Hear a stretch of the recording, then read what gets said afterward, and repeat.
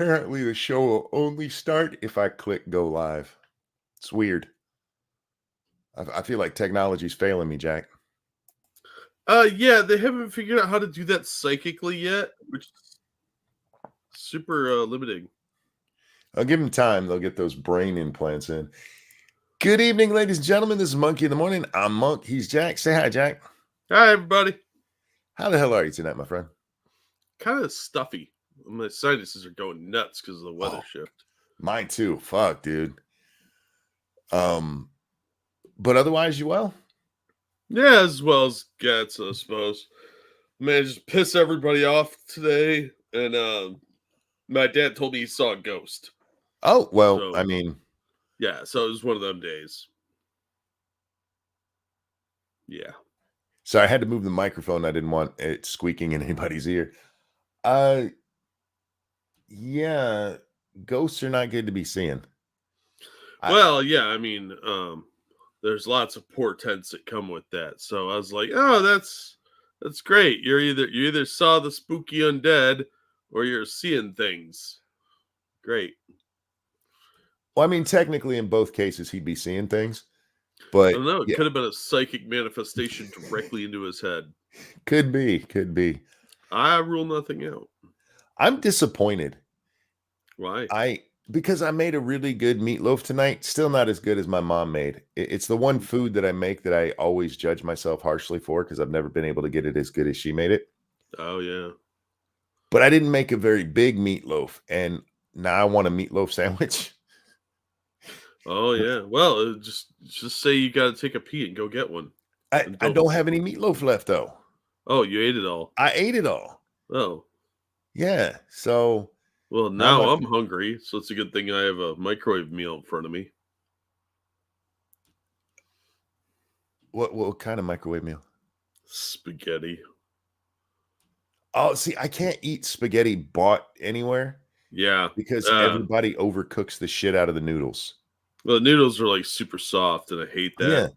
Yeah. So I get it, but It's just the same reason I don't like macaroni and cheese from anywhere. Because I know people are like, oh, the macaroni and cheese at KFC is so good. I'm like, it's fucking mush. Yeah. KFC kind of sucks. Can we just admit it? No, because I like their chicken and their coleslaw and their biscuits, actually. My family likes their coleslaw for some fucking reason. Because it's good. But I detest coleslaw. That shit's gross. Oh, well, see, yeah, if you don't like it to begin with, then that's probably not a selling point for you. Yeah. And most of the time when I get KFC, it is super greasy. And I hate that. So, not a giant fan. I actually like Church's a lot better, but I haven't been there in ages because it's on the edge of the hood. I haven't even heard the word Church's in regards to chicken in a long ass time. Not since I lived in Virginia. Yeah. See, we have three stages of city life. You got your KFC, which is usually in the suburbs. You kind of sprinkled throughout the cities generally. And then you've got your Church's, which is generally on the edge of the hood. Like you start seeing like payday lenders within a block or two. Yep. And then you got Popeyes, and you're in the hood. Yes. You got like people with no hoods on their car. You've got the payday lenders, as well as your check cashing and bail bonds and strip clubs. And gang violence. Yeah, and your generalized robbery and crime. And usually a lot of potholes because the city crews won't go down there very much. Well, I live in Michigan, so that could be anywhere. That's everywhere in Michigan, yeah. Good morning, Nut. She said that's not true, Jack. She loves KFC's coleslaw, but he doesn't like coleslaw in general. So in his defense, I see where he's coming from. Yeah, morning, Stargazer. But, yeah, I mean, you guys can enjoy whatever you enjoy, but it's like when somebody tells me that somebody has like really good fish. I'm like, I don't eat fish. You're not selling me on a restaurant by telling me they have the best salmon ever. Like I won't eat it. Yeah, see, I don't like salmon, but I do like trout, walleye, that sort of thing. I'm from Ohio. We have that shit everywhere. I like tuna from a can, and that's it. I used to eat fish sticks when I was little, but I can't even bring myself to think about a fish stick. Yeah, see, I like tilapia and various other fish, but I can't really eat it anymore because my doctor says I'm gonna die if I have all this shit that's bad for me now. Sure, yeah. Mostly like, and it's a good thing I don't like seafood because now I can't have that. And one of my friends was like, "You can't have seafood? Oh my god, you'll never be able to have crab again." I'm like, "No, that shit's gross. It Fuck that. wasn't I don't want to eat your sea roaches." I didn't eat that when I could eat seafood. What's wrong with you? Yeah, that's just nasty. No, you go ahead and eat your weird water bugs. I'm It gonna does eat make real animals. it does make me laugh, all these people who love shellfish and they're like, I can't believe they're trying to make us eat bugs. Like, Yeah, really? yeah, you're eating a lobster, which is a giant cockroach with claws. What are you talking about? Anyway, we're not here to talk about foodie stuff tonight. Actually, I only have a few stories to talk about, and then just whatever the hell comes up, Jack. No. First, we need to talk about last night's show. For the record, yes, I'm aware it's down. I was made aware of that pretty much as soon as I woke up today. Jack, I slept 10 hours last night. On 10. purpose? No, I just didn't wake up. And I think it's the sinus infection starting. Oh yeah, yeah. Yeah, and I slept I like a understand. fucking rock. But as Too soon as I much. got up, I come to my computer and yeah, my stream from last night's down for the reason I told you guys it would be. Fucking CBS, man. Jack, you should have seen the list. I should have taken a picture of it of all of the different times that they claimed in the video. It starts at the 3.5 hour mark, and then like I think there were 12 different claims that they had. None Damn. of them none of them are actual copyright claims. They just blocked it so people can't watch it, which CBS, if I were you, I would be doing that with not only everybody who shows clips of that, but your own channel as well. Because as much as you tried to help Kamala, it didn't work. Yeah, I saw them getting criticism from one of their own papers today, saying how they aired two different responses to the same They question. did. They absolutely did. The fuck, what was that? The Netanyahu question about whether he's listening to us or not.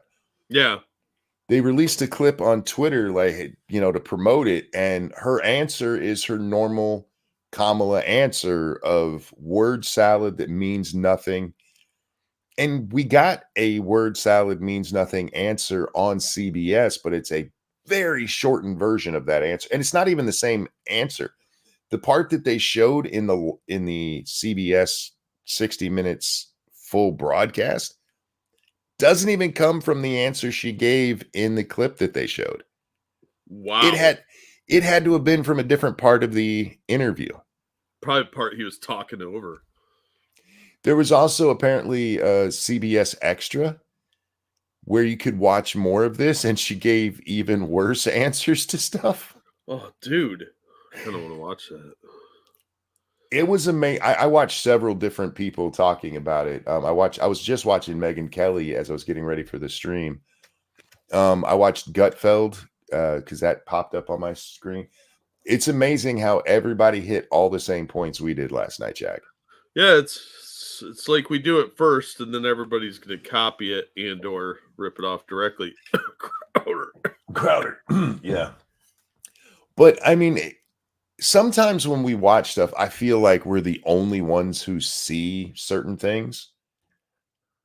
And it was refreshing to see other people seeing it. Well, we're pretty awesome, and they're probably just copying us.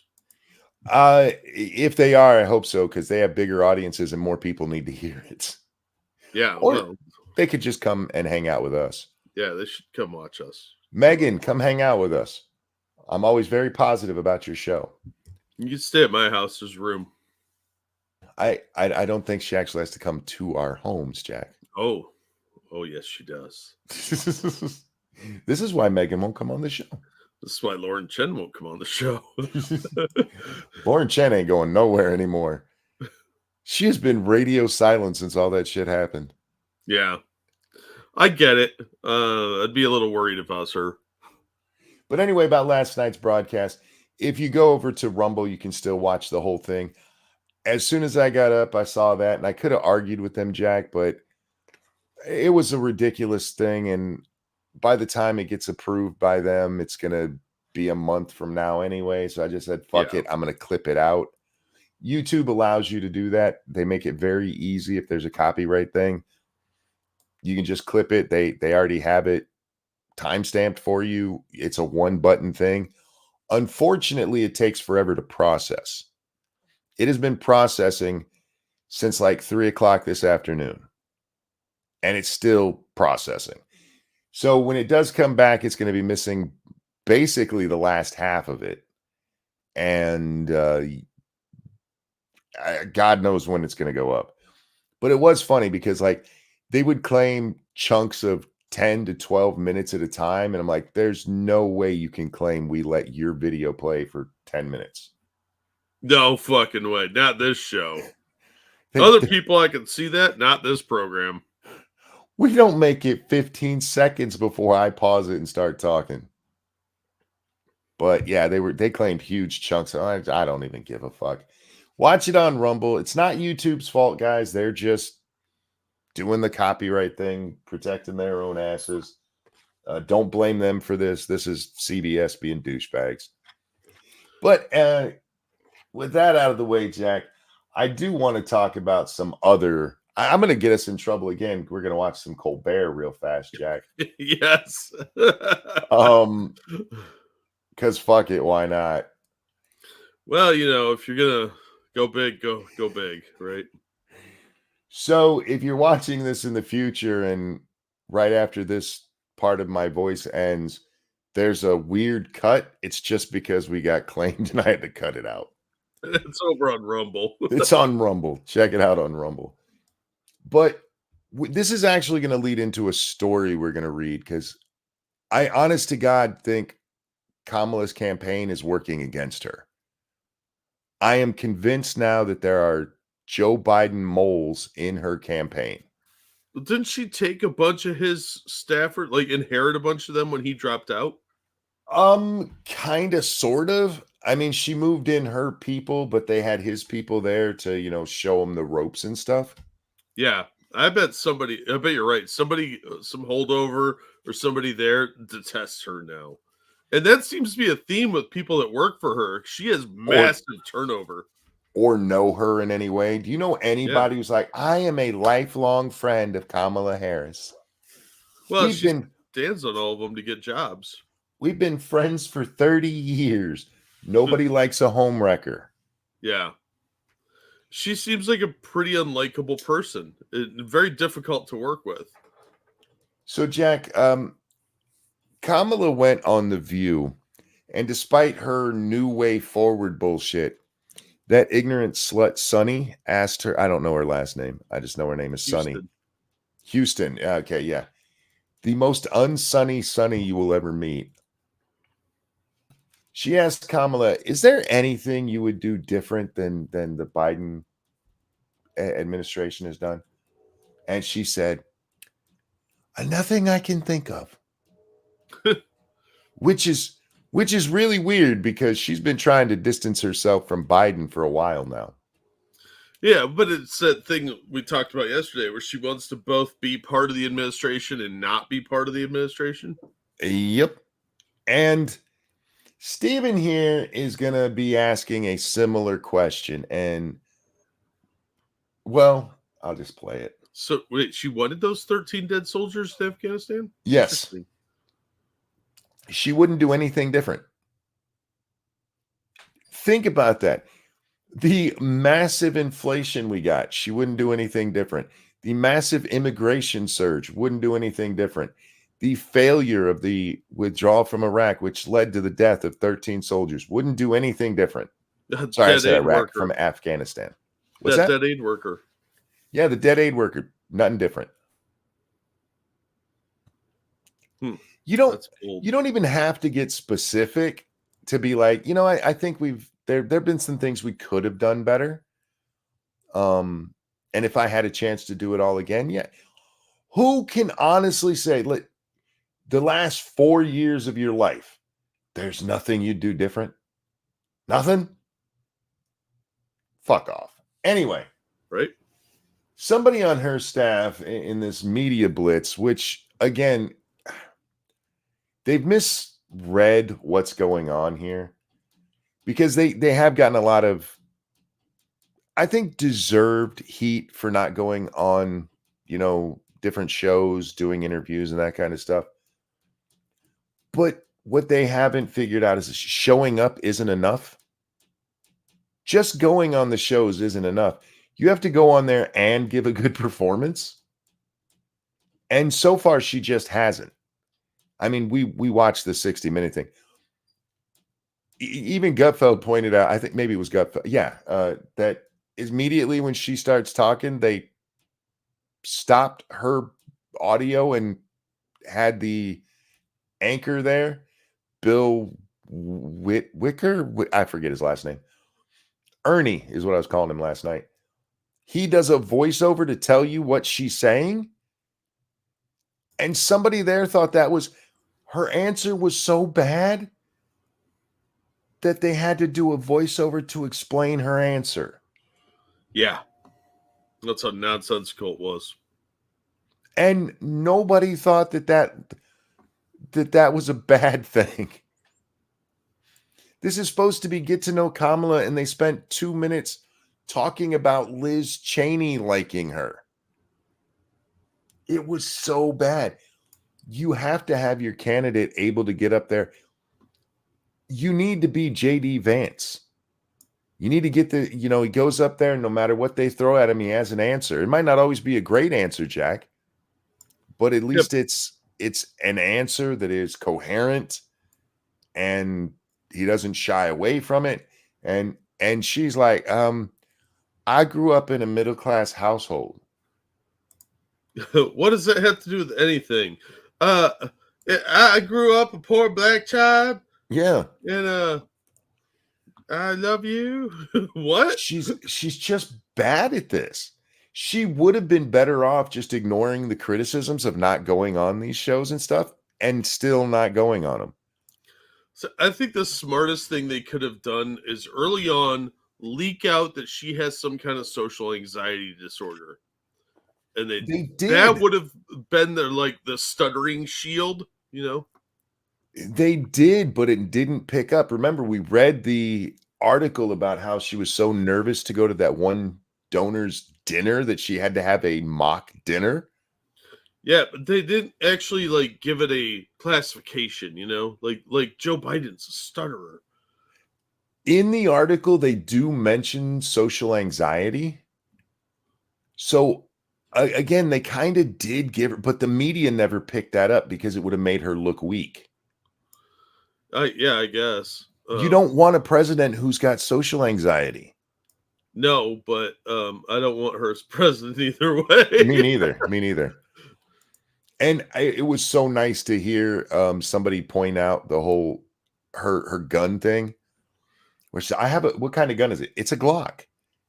And I forget who it was. Like, but what kind? Yeah. Yeah, she might own a Glock, but she has no idea what it is and has never taken it out of the box. I own the boomy kind. It goes boom. Hey, VB, how you doing? Hope you're well, sweetie. Hey, Vanilla, how you doing? How's the other side of the pond these days? Anyhow, so they let Kamala go on Colbert. She went on with Howard Stern and apparently made fun of Trump for not going on the was it 60 Minutes or the Call Her Daddy? One of those two. Oh, 60 Minutes tried to get him on there, yeah. They're whining about it. Call Her Daddy said she invited him on to talk too, and wisely he said no. Yeah, why would you go on that trash? Once again, Kamala should not be saying shit about people not going to an interview. No kidding. And with the interviews she has done, she shouldn't be talking about them at all. Like, even a little bit. Bullwinkle, thank you. She bought the Glock with the money she earned flipping burgers. That's what, she's just had it for so long. So it's a Mick Glock. You know what's funny about that? Because she claims that she worked at McDonald's, and if you read the stories that they tell you, what they say is nobody's denied that she worked at one. No, there's no evidence she did. But I think people are playing this the wrong. Absolutely play up that she worked at McDonald's. Because if you notice what she said, do you know what she says when she says she worked at McDonald's? She ran the fryers? She ran the fryers. You put the people too retarded to clean the lobby doing the fries. Yeah, because it's super easy. You just put it in there and hit a button. Push a button, when it beeps, you pull it up and shake it. And then you put They even salt. have a timer for when you're supposed to shake it in the fryer that it warns you of. Oh. So it is literally the easiest job there. And that's what she couldn't handle for very long with her short stint at working at McDonald's. Well, she's pretty stupid, so. Not I worked the dressing table, not the grills, not the register. She worked the fry. And if anybody out there's like, wait, all they'll let me do is the fries. I'm sorry, but that's the reality. Hate to be the one to break it to you, but they think you're dumb. I was a manager at McDonald's for several years. Trust me, that's where we put the people who couldn't manage to figure out how to spray off the table and wipe it down. Anyhow. Polling shows that a lot of people, especially independent voters, really want this to be a change election, and that they tend to break for you in terms of thinking about change. You are a member of the present administration. Under a Harris administration, what would the major changes be, and what would stay the same? In all fairness to Colbert, that's a decent question. Yeah, it's a softball, but it's still a reasonable question. Yeah, what will be different in your thing? Bullwinkle, thank you. She sang the song for Burger King, I think. Wait, hang on, let's scroll back up. She sang the song for Burger King, I think, but no one ever claimed they worked with her has ever came forward. I saw one article that mentioned specifically that the restaurant she would have been working at with where she's lived at the time hasn't denied it, and that was their big push. Sure, why not? Wow. Furry Kitten, thank you. Because the critics that she didn't do because the critics said that she didn't do pressers. You can still do pressers and not suck at it, but she would have been better off just not doing them at all. Retro, thank you so much. That is very kind of you. RDR Fund. They finally announced when the original Red Dead is coming to PC. It's coming October 29th. Oh. I am so stoked, man. I have it on my Switch, but I have trouble playing it on there. So I am looking so forward to it coming to PC. Oh, I'm so excited. Anyhow, so the question, very simple. People want change. What would be different and what would stay the same? Circus, thank you. Who did you put on the grill? Okay, you want to know how I would do it?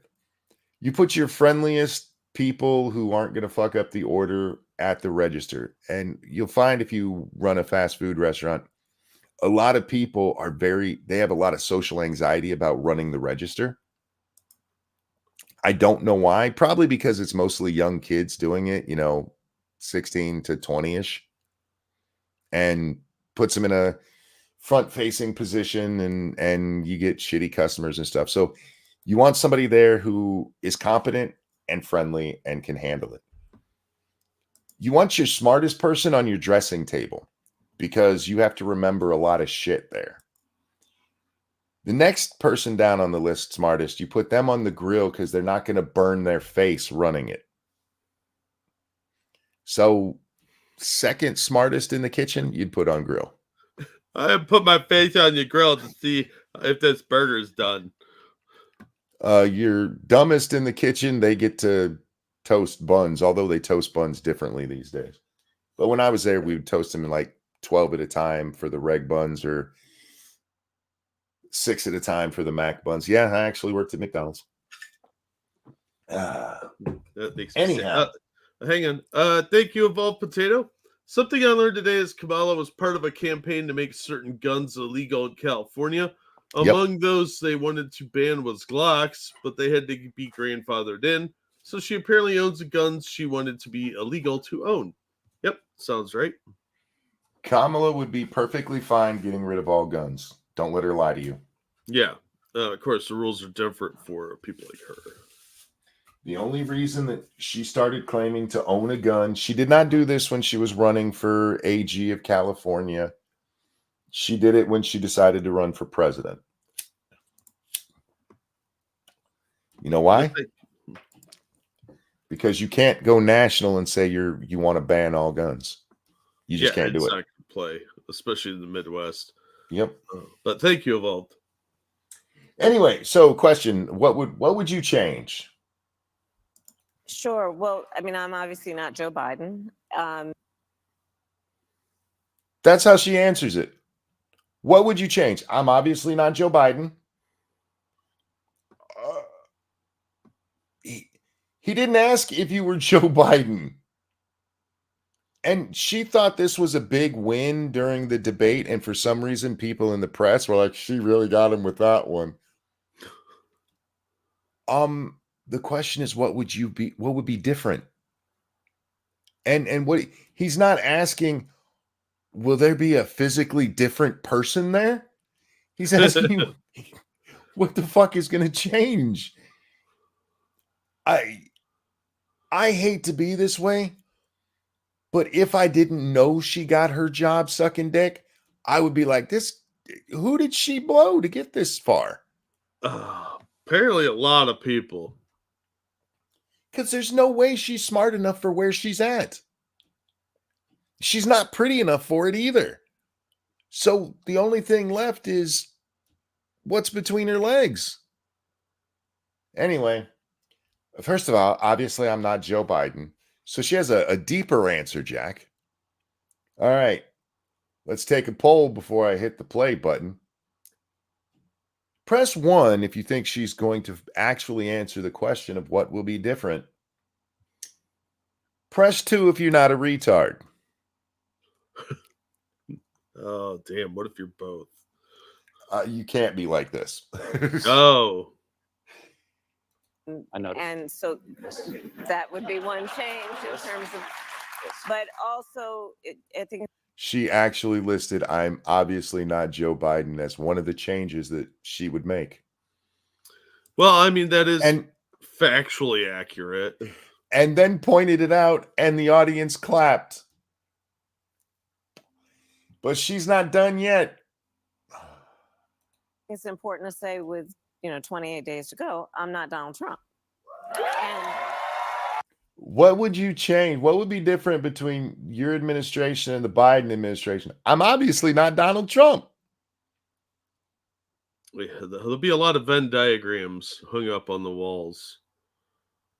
I mean, this is a terrible answer. What the fuck are you on about, lady? But listen to that audience, man. Listen. say with, 28 days to go, I'm not Donald Trump.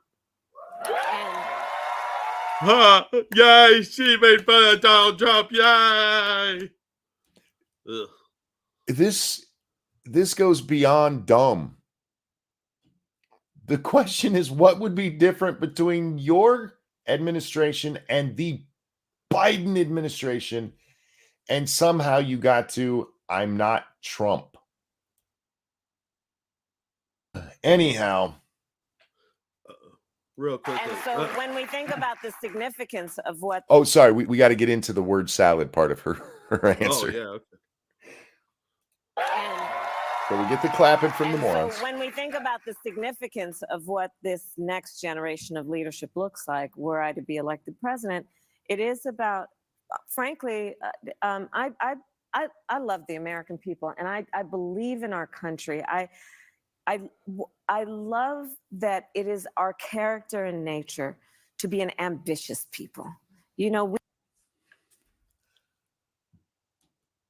What? Oh, no. See, this is where she's going to steal something else from Trump. See, she wants to really grab onto that ambition and make America ambitious again. She is just rambling. She doesn't even know what she's saying right now. That I do believe. Well, you got paused here. Thank you, Circus Zero, for the generous donation. I'm not going to read that out loud because for obvious reasons, but I'm glad it's resolved for you. And thank you very much. That's very generous. How did anyone have the patience to bang her? Oh, Katie, no. See, there's a reason we talk about how she sucked her way up to power. And that's because people were like, I've got to get something in that hole to keep it from yapping. Oh, man, can you imagine that Joker cackle during sex? Oh, That'd be the most terrifying thing ever. No, I don't care if you are dressed like Batman when you're doing it. We have aspirations, we have dreams, we have incredible work ethic, and I just believe that we can create and build upon the success we've achieved in a way that we continue to grow opportunity, and in that way grow the strength of our nation. So make it great. Yeah, get you. What'll be different between your administration and the Biden administration? Well, I'm not Joe. I'm not Trump. I like America. We need to grow in a way that builds upon the growth that we've built upon, so that when we build upon it, there's growth. Yeah, but you'll be unburdened by what has been. You know, like the Bill of Rights. She is a fucking retard. She is. I'm more and more convinced that she is really, really dumb. It makes me wonder how many criminals got away in California when she was the AG. Yeah, I think every case that she's ever worked on should be re-examined because there's probably a lot of innocent people in jail and a lot of guilty people running around. How could you lose a case to this bitch? She has other people doing the actual trials. I guess. But she was the DA. She had to have gone into court.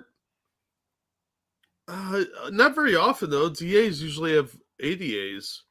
Sure. So usually they're and you know those guys were like, we're gonna lose this case if she tries it. I'll do that one, man. I'll do it. Yeah. I know you're super busy. Anybody know what her win-loss record was as a prosecutor? Her specifically, not her office. I just wanted to highlight that because it was so bad of an answer. Yeah. Oh yeah, it was terrible. It wasn't even close to the question, and then she literally just starts rambling and goes on for like 45 seconds of, I can't even call it meaningless platitudes because there's fuck you, Frosted. He said her record was 6-9. Yeah. It's not even meaningless platitudes. I don't even think we can call it word salad. It's just gibberish. Yeah. Listen to that part again. Let's listen to her as she said after she says, "I'm not Trump." Leadership looks like were I to be elected president. It is about, frankly, I love the American people, and it's about how I could be elected leadership, and I love the American people. What the fuck are you talking about? How is this woman a major party candidate for the presidency? I don't know. She's a goddamn idiot. All right, here we go. I believe in our country. I love that it is our character and nature to be an ambitious people. You know, we have aspirations. What are you talking about? I love that we're an ambitious people. Oh, okay. If you were having a conversation with somebody and they started speaking like she did, you would wonder if they were having a stroke. You'd be like, are you okay? Are you all right? But Jack, we get kind of a hint. We get kind of a hint. And this is the story kind of related to this. Comes to us from the Hill. And it's about her time on Colbert, Jack. Uh-oh. Oh, it's wonderful. Harris shares a Miller High Life with Colbert. So she was drinking urine? Vice President Harris on Tuesday cracked open a Miller High Life with the Late Show host Stephen Colbert, then criticized former President Trump and joked that happens when she drinks beer. They're playing into the Kamala's a drunk thing. Is that really the route you want to go, though? Is that a smart way, like adopting an insulting meme? Right? Of all of this, this is why I said drunk. Who is running this campaign and why do they hate her? I bet she's running this campaign. If I am her campaign manager, there is no way in hell I let her be filmed on late night TV swilling a beer. Yeah, it's definitely not going to help. Everybody on the forums or Reddit or 4chan is like, yes. The whole joke about Kamala is that she's a fucking drunk and a whore, sure. So why not just have her suck a dick on late night too? Oh, all of the memes right. Yeah, save yourself pretty much nailed it. Don't know, Jack. I think drunk is a step up from cum ditch. Bullwinkle, good thank point. you. You know, there are always answers, and sometimes the answers are really questions, and the questions might not have answers, but we all need answers to questions. Thank you, Kamala. Appreciate that. I hate these rich people trying to LARP being a regular person. You know, Jon Stewart said this way back. I want to say it was during the election that Bob Dole was in. So Obama Dole, wasn't that who it was? Or was that Clinton Dole? That was Clinton. Clinton Dole. There you go. He said Bob Dole keeps trying to play himself off as just, I'm one of you regular people. He's like, don't be like us, be better than us. You want to be our leader. Yeah. But it is the thing, especially with the whole, would you have a beer with him? They try this shit and none of these people are like you. Most of them never went to a public high school. They didn't go to public school their whole lives. They went to private schools and then really expensive colleges. And yeah, she claims she worked at a McDonald's, but it's not like she did it to make ends meet or anything. She did it so she could have something on a resume. They're not like us, and they shouldn't be like us. Look at the people around you. Do you want them leading you? Most of the people around me, Jack, I wouldn't trust to, give me dinner options. Most people are stupid. Half the country's going to vote for Kamala Harris. Ugh, so terrifying. We need our leaders to be smarter than us. How long did she work at Mickey D's? The weird thing is she's never given an exact time frame. She just said for not very long. I wonder if she's one of those bitches who went on her first break and never showed up again. Yeah, that's what I thought too. She quit on her first day. Whether it was at the end of the shift or the beginning, I don't know, but I don't think she lasted a full 8 hours. She was the fry girl. I can't imagine that this uppity twat spent a lot of time standing over that fryer, Jack. It's not really good for the skin, by the way. Oh, no, it's really not. All right. So, yeah, I just wanted to point this out because I thought it was funny that they're leaning into the Kamala's a drunk thing. And maybe that's not the right way to go. I mean, it certainly explains a lot. It gives her the out you were talking about earlier, Jack. Instead of social anxiety, she's just a drunk. But again, that's really not the message you want to send. Well, after the campaign, when she loses horribly, hopefully, then she could go into rehab, come out and write a tell-all book about what it was like having an addiction issue on the campaign trail. Yeah. Seriously, I do not understand why they would lean into that. It's just stupid. There was that interview she did the other day. I forget what channel she was on. And the first question was, what our viewers really want to know is, did you really work at McDonald's? And somebody just brought up the Big Mac song. They sing it on there, or at least go through it on there. And that's supposed to be proof that she worked there or something. I worked at McDonald's. They don't make you learn that song. Everybody knew that song because it was on fucking commercials. Yeah, it was on everywhere. It wasn't like if when you go do do do do, I automatically want to say I'm loving it. Right. It wasn't something like the Walmart cheer where you have to learn it when you work there. They didn't make you learn the fucking 2 all beef patty, special sauce, lettuce, cheese chant. Anyway, and then we begin with our mantra. Jack, since Kamala said she wouldn't change anything, I thought this was a great story to bring up next. Oh. Merchant of Death, who was released in Brittany Griner prison swamp, is back to selling arms to the Houthis. What? Oh, I'm so shocked. She can't think of anything she'd change, Jack.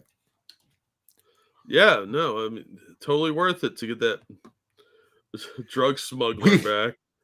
We traded a 2-bit junkie who plays in the WNBA for a man who was convicted of selling arms to terrorists.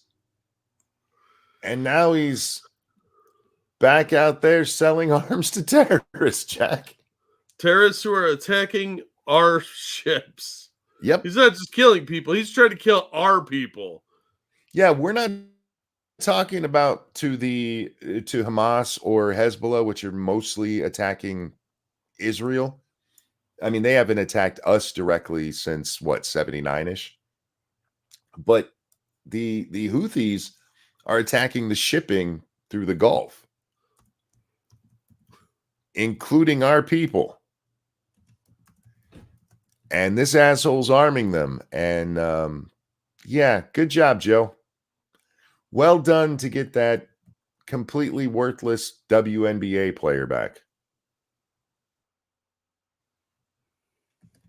I thought it was a bad idea at the time.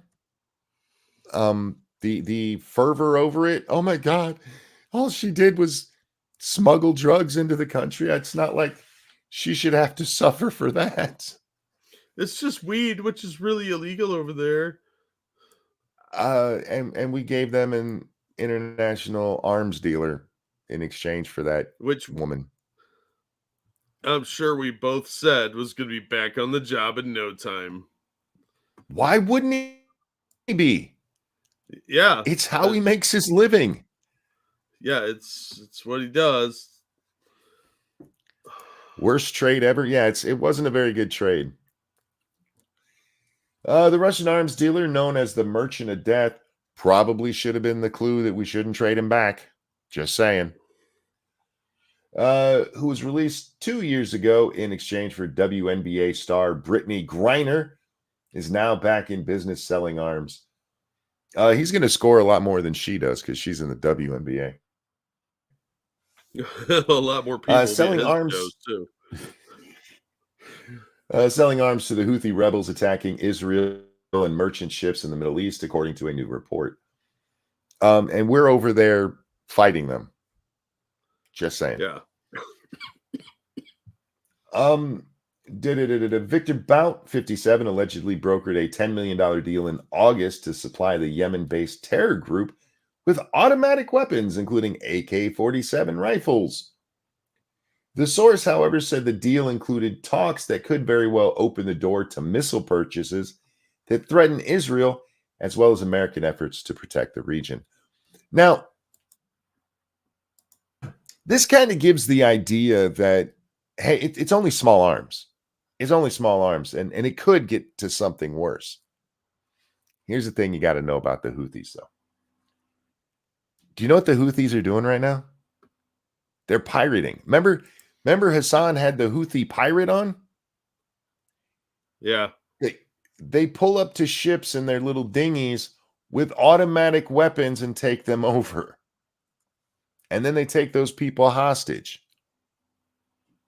They don't need the missiles. Sinking the ship isn't really what they want, Jack. What they want is concessions and money, and you don't get that for sinking the ship. Sinking the ship is what you do if you're you're at war and you're trying to win the war. If you're just a pirate trying to ransom people for cash, you kind of have to have the people. So they almost downplay these small arms, which is the main weapons that the Houthis are using. Well, it doesn't have to. Used to... Go ahead, bud. The press is used to downplaying small arms because that's what they use in Chicago. Frosted, thank you. For old time's sake, Joe wanted to buy a black person. Well, it was more of a barter. This was such a predictable outcome. Yeah. And there's going to be people are going to die because we gave this guy up for a fucking junkie in the WNBA. Good job. Yeah. I'm with Black Romeo. Any blood that's spilled is on Biden and Grindr. In fact, if I was Trump, I would buy WNBA tickets for the families of anyone that was killed by this guy and let them go to her games. Yeah. And that's the kind of thing he did. He did have Juanita Broderick show up at the one debate, which is still that was so epic. Funny. That is epic. All right. Enough of that shit. Jack, here's a story that I didn't see much coverage of. Granted, I wasn't as newsy as I normally am today. But this is a big story, and the headline here is almost journalistic malpractice from Fox News. Oh, no. Willful cover-up. Democrat in key House race hit with ethics complaint that could derail the campaign. Oh, no. Two sources familiar with the situation told Fox News Digital that police are investigating and conducting interviews on the matter. All right, from the headline, tell me what happened. Anyone? Somebody did something bad, and there's an investigation. What if I told you that the bad thing in question here is a person who was a member of the state house in Oregon didn't report to the police about somebody working for her sexually assaulting a minor? Jesus Christ, that's underselling it. Right? Because that's the actual charge. Let's go through that headline again after what I just told you. Willful cover-up. Democrat in key House race hit with ethics complaint that could derail campaign. How about accessory after the fact? In case you guys think I'm bullshitting you, a Democratic House candidate in one of the most closely watched races in the country was the subject of an ethics complaint alleging that she failed to act on allegations of sexual harassment and assault against a man working with her campaign. Fox News Digital obtained a complaint file with the state Legislative Equity Office against Janelle Bynum, running for Congress in Oregon's 5th Congressional District, alleging that Bynum had failed to be a mandatory reporter of allegations against a man working for a PAC that staffed her state representative representative campaign in 2022. Apparently, this PAC, Jack, and what are they called again? Like Front PAC, or we'll get to it. It's kind of like an employment agency for Democrats. And what they do is the PAC sends staff over to work for the campaign. And that's what happened in this case. It was somebody who technically worked for the PAC, but they were working on her campaign at the time, which, by the way, seems really fucking weird to me. It seems weird to me that they got like an employment agency for this shit instead of having, people actually go work for the campaign. But tomato, tomato. The complaint also alleged that when confronted about the alleged actions, Bynum was dismissive and even threatened the individual who had reached out to her. Now, in most of these kind of stories, we have no evidence, right, Jack? It's like, oh, this is what somebody said. Just wait. During the 2024 primary election, I was contacted by an informant with information about Representative Bynum and her willful cover-up of sexual assault of a minor volunteer who worked for her during the 2022 cycle, the complaint reads. Am I the only one who thinks the ethics complaint is like the smallest part of this? I really don't give a shit about the ethics complaint here. Yeah, I think the ethics complaint. Go ahead. Yeah. No, sorry, we have a delay, I think. I think the ethics complaint is probably the most minor bit here. Like the whole kid diddling seems slightly more important on the hierarchy. Mm-hmm. The complainant claims to have personally spoken to two former staff members who alleged that they had reported inappropriate sexual behavior by a field organizer directly to Bynum, along with two others associated with the campaign, only for nothing to be done. For me, the primary issue here is that all legislators are mandatory reporters, the complaint says. For me, the biggest problem is that a child was molested and you guys didn't do shit about it, but whatever. Bynum received credible information regarding one of her staff sexually harassing and assaulting young volunteers, and not only did she not report it, but she also threatened to report the person. In a statement to Fox News Digital, a Bynum campaign spokesperson said, "This attempt to smear Representative Bynum is not based in reality." Remember that part. As a mom of two young women and a legislator who has spent her career advocating for others, Representative Bynum takes this subject personally, which is why she flagged these accusations directly to the accuser's employer, Future PAC, as soon as she was made aware of them after the 2022 election. I want to just tell you what this woman I don't know who the campaign spokesperson is. This person just said to us, Bynum was told that a minor was sexually assaulted, and she told the PAC that it happened, not the police, which is what mandatory reporting requires. Yes. She didn't go to the police with it. She went to them. Now, it's also why she openly aided the Legislative Equity Office investigation into the matter. Representative Bynum expected Future PAC to deal with these accusations fairly and swiftly and to ensure their employees' well-being and safety. If Future PAC did anything less, that is unacceptable. The rape of a child was reported to her, and she did nothing. I'm sorry, the sexual assault. It could have just been, somebody grabbed her boobies. Yeah, it probably was more than that. But worse, kind of the way that was phrased when you read that was that she went and tattled on the accusers, saying these people are a problem. Isn't that how it came across? Yeah, because Yeah. she went and told on the accusers, not the perpetrator, the accusers.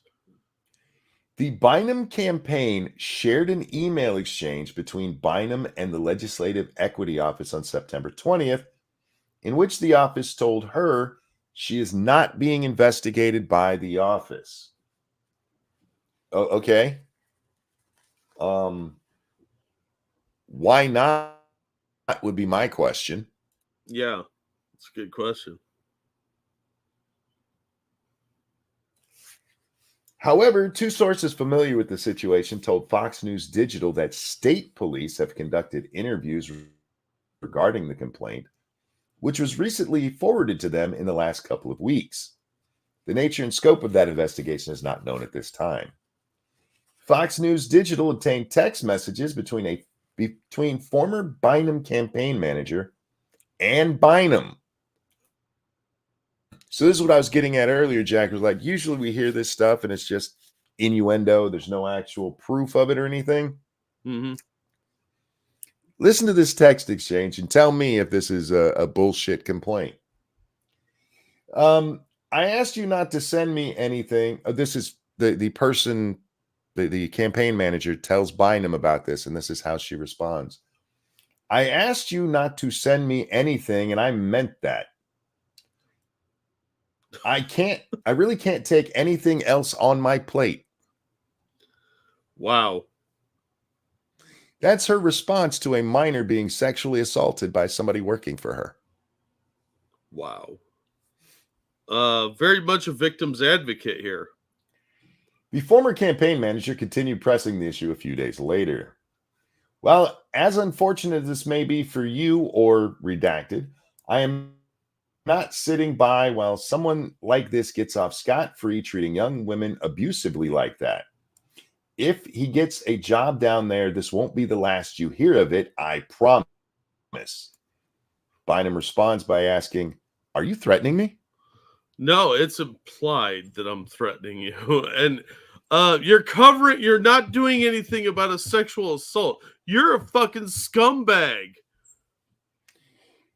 The campaign manager responds, whoa, easy there. I am promising you and anyone else that I'm not okay with someone treating young women like that. And Bynum responds thus, I'll consider reporting your actions. Thank you for letting me know. Wow. Wow. What? That's really repugnant. This person cares more about their career than they do about somebody being brutally hurt or assaulted. In this case, we don't actually know what level, but it's still a massive violation.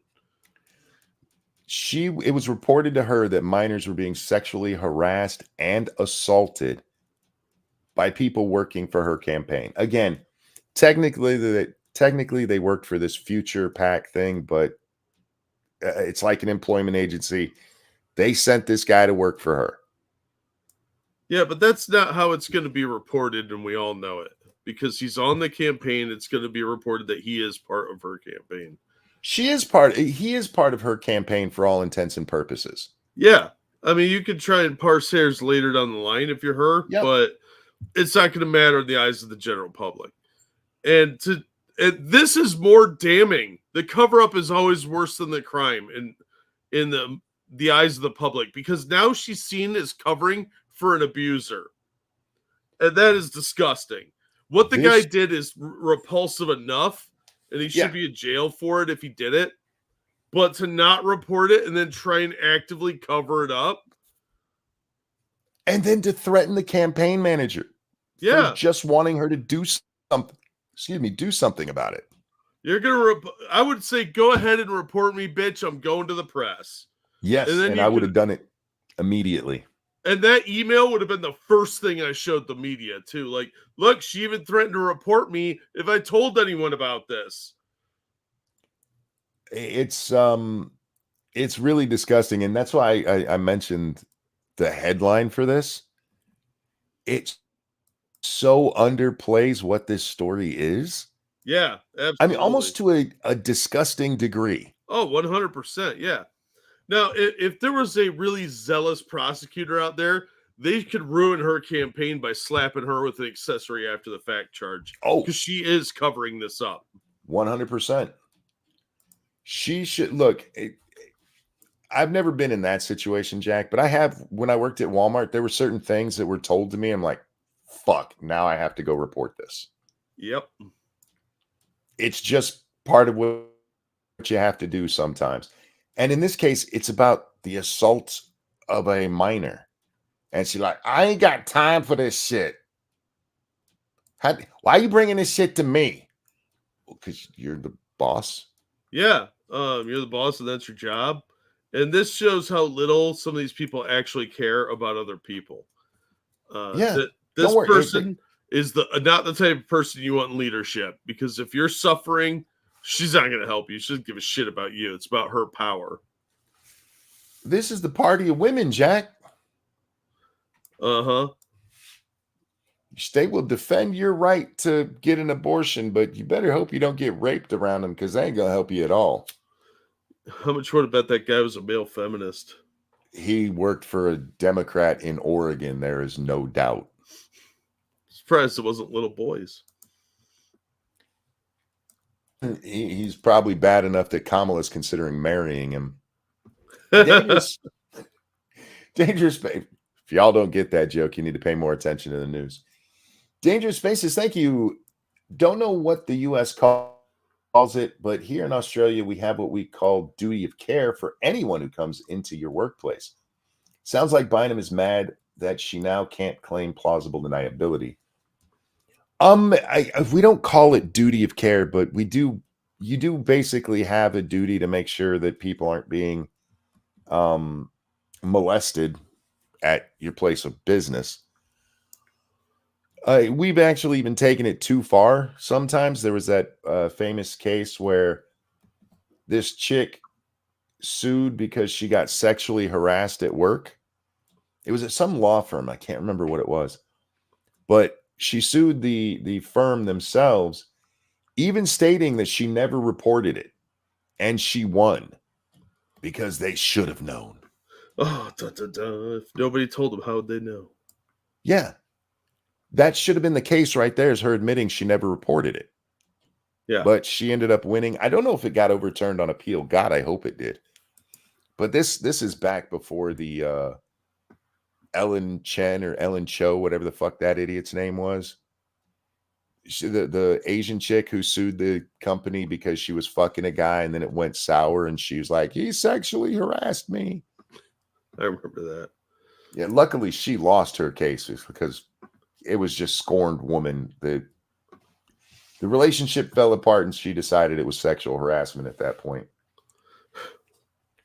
Real quickly, thank you, Tyr Alexander. This is what happens in the romance of the Three Kingdoms. When the emperor was weak, corrupt officials abused their positions. Look at us now. We have a weak president. We have a shit ton of openly corrupt officials just brazenly abusing the people. Oh, yeah. Yeah, this is not new either. This has gone on since the beginning of time. It's sad, but it's true. Dangerous, did you make this yourself? Or was this from the internet? Is that the DM he sent you? Yeah. It's a Venn diagram for those of you who can't see it. One of the circles says, not Joe Biden. The other says, not Donald Trump. And the other says, whatever the fuck she just said. And the convergent points is a picture of Kamala. Which, well played. Did you see the cycle of life for her on 60 Minutes? It's a little meme. No. Did. Oh my God. I retweeted it earlier, right before the show. Give me a second. I'll find it. I would just go look for it, but they really don't like me finding you. I know. You're like the only person. You're the only person I search for that has the at the beginning of their name. And until I put the J in, it gives me like 900 other people that it could be. There's a lot of other, those of us with titles.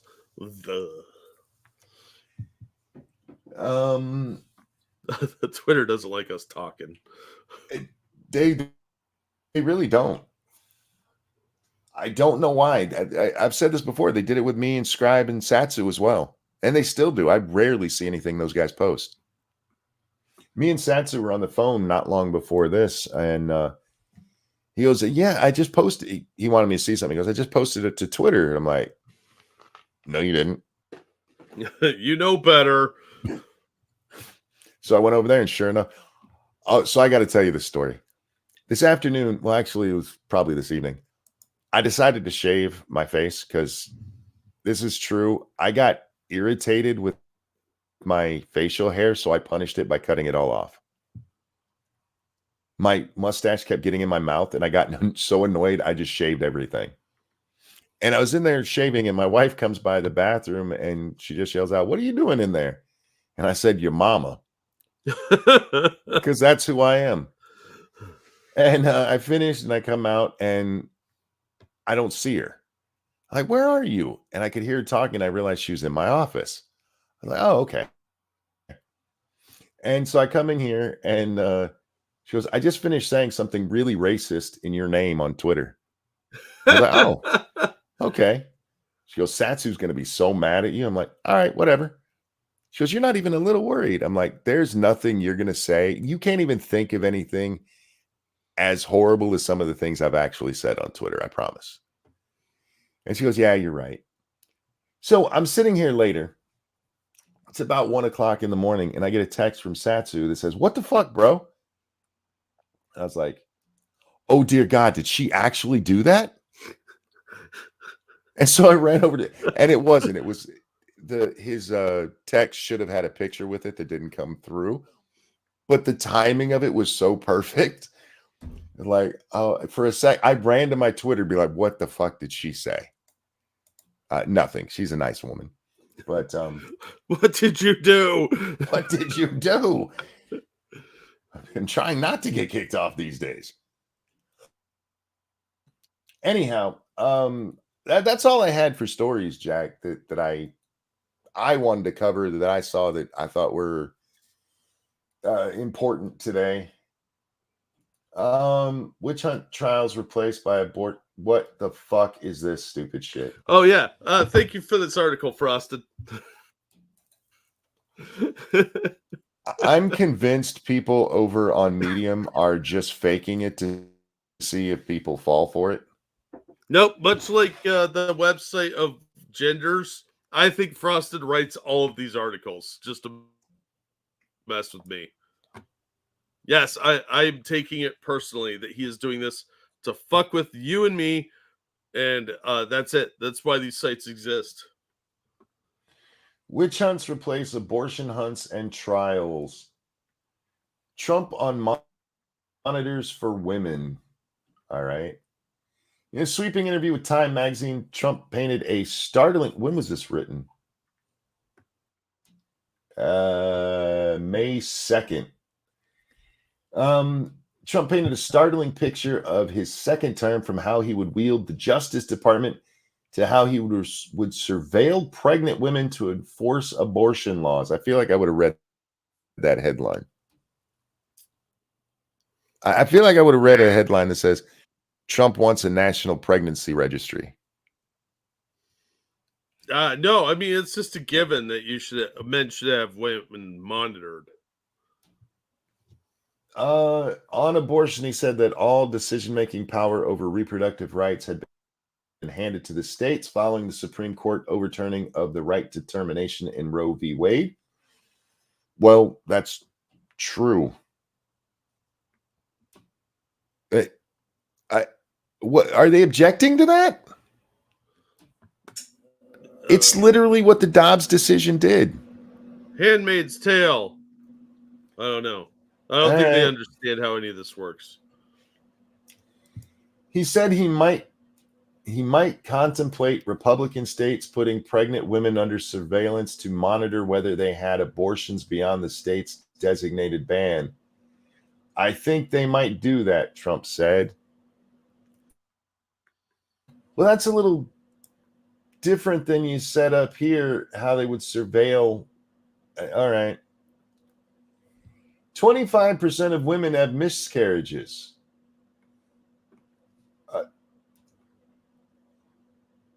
But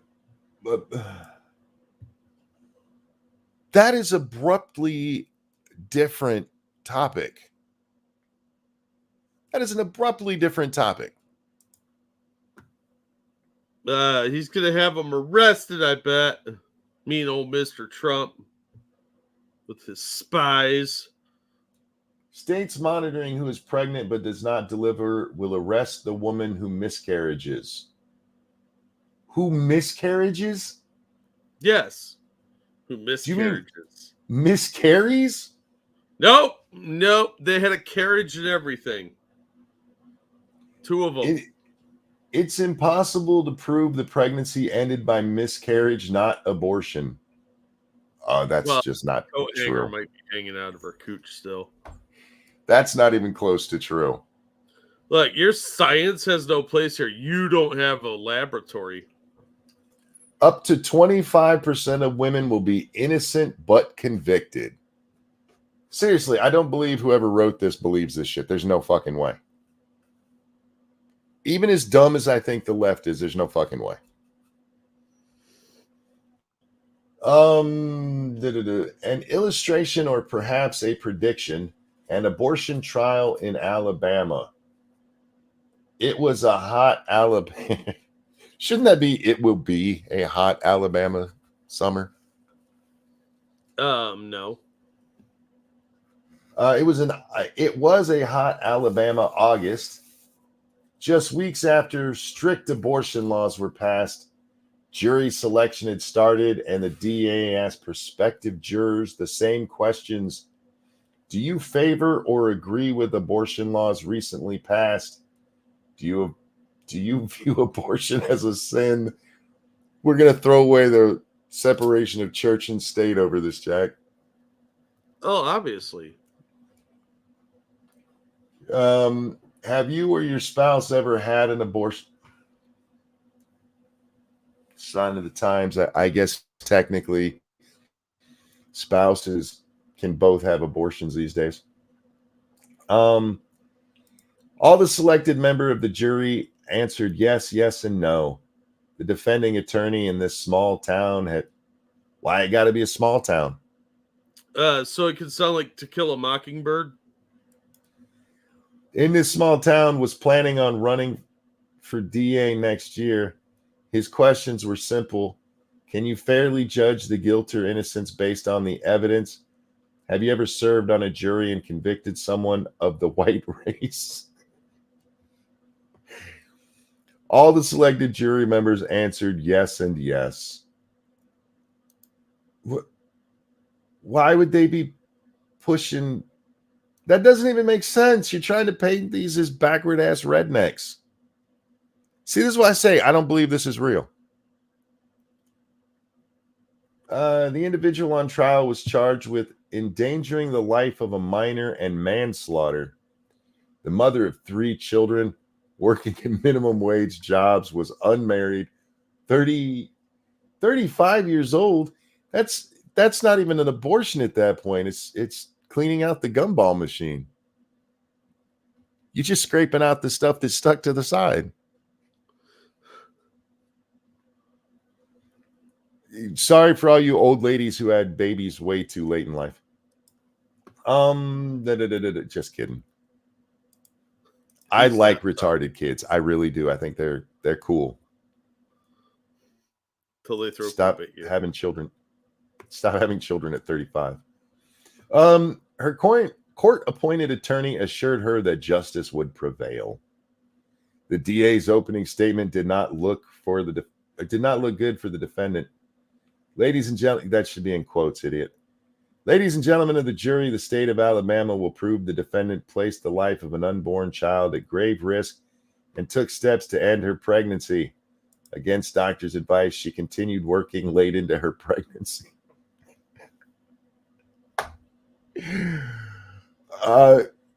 Most miscarriages are not because women work too late into their pregnancy. Most miscarriages, right? Most miscarriages happen like in the first trimester. Yeah. Anyway, A police search of her computer showed that she looked up abortion and pregnancy risk factors. In the third trimester, her pregnancy ended at home. The woman called 911, explained that she was bleeding and in tremendous pain. On arrival at the hospital, the doctors pronounced the baby had died and removed the fetus. This is so stupid. The doctor also filed a suspicious end of pregnancy report with police, who immediately took her computer and cell phone, a requirement for all potential abortion cases. That's not the way. This isn't even bad fanfic. It's just bad. No, Monkey, this is totally plausible. A doctor's just like, this was suspicious. And suspicious being a felony, because we all know suspicion is a crime. They obviously were just like, oh, we got to go take her stuff. Because that's totally how it works on TV. This led to the discovery of computer searches related to pregnancy and to her arrest while in the hospital. Did they have a warrant at all? Because I didn't hear the word warrant. They had a fetal warrant. The fetal warrant? Oh, that's fetal the worst kind. Yeah. It's not just a warrant. It's a clump of cells, too. After the trial, the jury foreman provided some insight into how the jury quickly reached a verdict. His recollection. Jesus came to me in a dream. They used a colon and quotation marks here. You use a colon if you're writing it like a script. You use quotation marks when you're writing paragraphs. You don't use both of them together in a fucking paragraph like this. Hold on, let me see it. Let me see. Hold on. His recollection, colon, quotation. The first step in our process was to pray for God's guidance. You can actually do that. It's not favored grammatically, but you can do it. Generally, you want a comma there. Or just not to have his recollection started as a new paragraph and put he said as his recollection or whatever. That it's grammatically lazy is what it is. A comma is the right way to do it. Yeah, a comma would be the preferred way to do it. It'd be the more grammatically correct way. Real fast though, thank you, Dark Resurrect, for that feminist donation. I unironically think people that believe this shit get off to the idea that it will happen. They talk about it all the damn time. Yeah, it's dystopian fantasy stuff, and it's the type of stuff that you daydream about, and you kind of wish it would happen because you'd be the hero of the story. But if it actually happened, you'd probably be dead in 5 minutes, like a zombie apocalypse for some of the sci-fi nerds. It would just be horrible. So you don't actually want it to happen, but it is definitely some sort of fantasy. So yeah, you're right. It does sound like fanfic. It to me, it's not. This doesn't even sound like. It just sounds stupid. Dangerous. Thank you. Stupid. It is very dangerous. Thank you. Call me cynical. A media outlet tells us what a person said, then backs it up with a quote that doesn't actually say that thing. Tells me they're bullshitting about what was said. Is that just me? No, it's very much what we saw with the Kamala interview yesterday. When we actually listened to what she was saying underneath the voiceover, it wasn't even close to what she was actually saying. Bullwinkle, thank you. Title for story: Inherent the Wind or A Bunch of Hot Air? A bunch of hot air would probably be the best. Anyway, the first step in our process was to pray for God's guidance. Then we each discussed our point of view. Many of the jury members noted that the doctor would not have filed a report of a potential violation of the law, nor would the DA have filed unless the evidence was strong. Aren't we supposed to believe doctors and go with what they say? Yeah, that's what the Koof taught me. No, that's the abortion argument. That's up to the woman and her doctor. All of the jury agreed that the internet search followed by the death of an unborn child was the strongest evidence. A few members stated they wished the prosecution had brought in doctors to testify. but they were sure of their verdict in any case, especially when the woman gave her testimony and claimed she had a miscarriage, but offered no proof that she had a there was a dead baby. That's some proof, at least. Oh, so you had a lousy clump of cells? That's not evidence. On cross-examination, she admitted the father of the child had been from a rape by a coworker who had left the state. That pretty much proved her motivation and guilt. Yeah, I'm not reading the rest of this. This is retarded. So, I mean, even the stupid shit that they've come up with to defend abortion that they have, like the Amber dead girl one, at least it's plausible with the nonsense that they put out.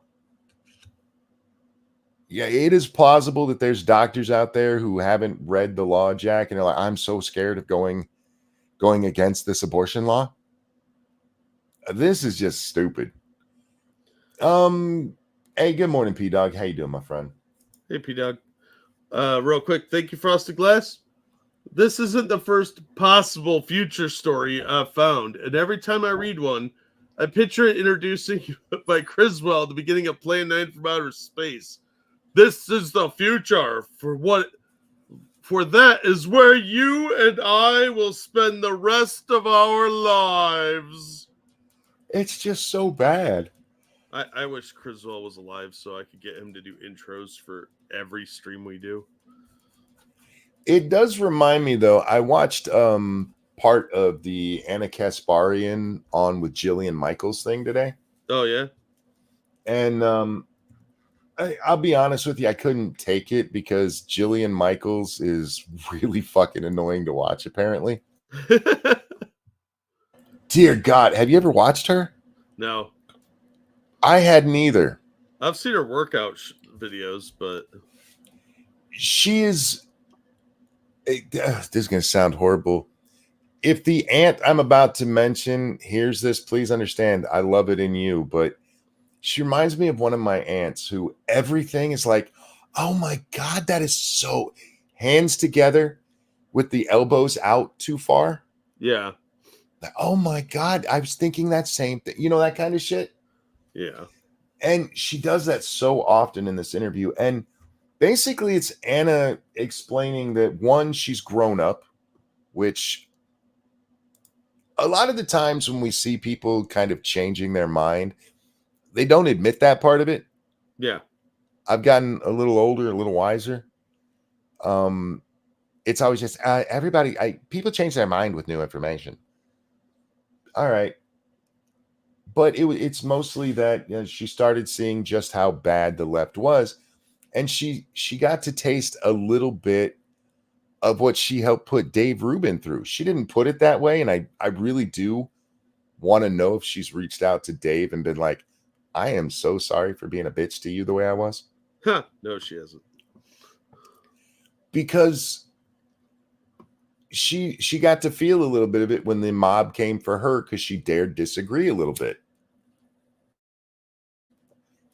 And they were talking about, Jillian tells this story about how when she met her wife, her wife was conservative. Yes, they're conservative lesbians. And she like, how can you like the conservatives? And her wife said to her, it's your side that is the intolerant ones. And Jillian got to experience it. She got to see it happen to people. Mm-hmm. And she was like, oh my God, you're right.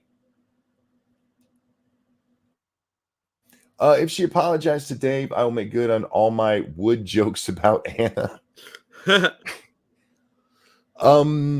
I don't know if Dave would entertain her at this point because she seriously was just a straight cunt.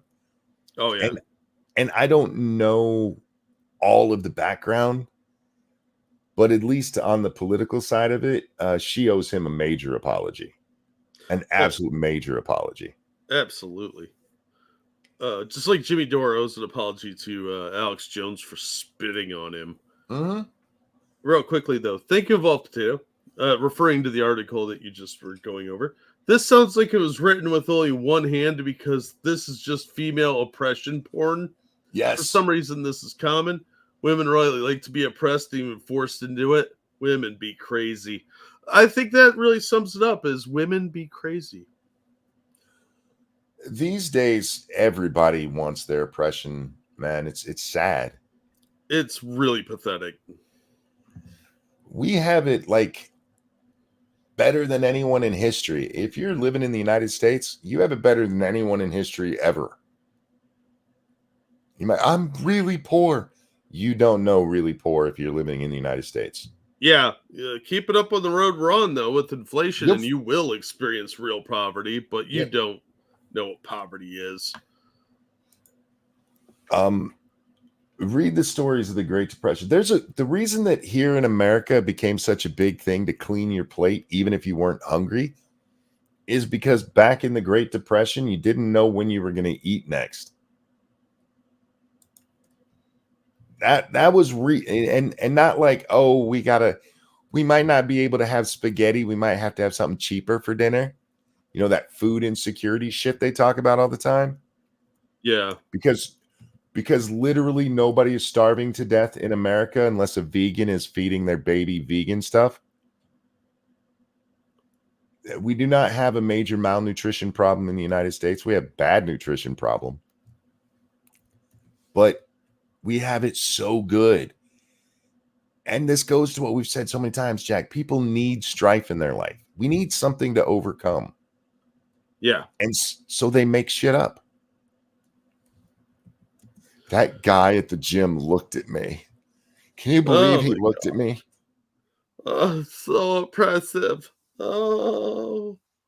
Some hoe out there wearing skin tight leggings and let's be honest, a bathing suit over it, being like, I can't believe guys are checking me out when I'm showing my ass off at the gym.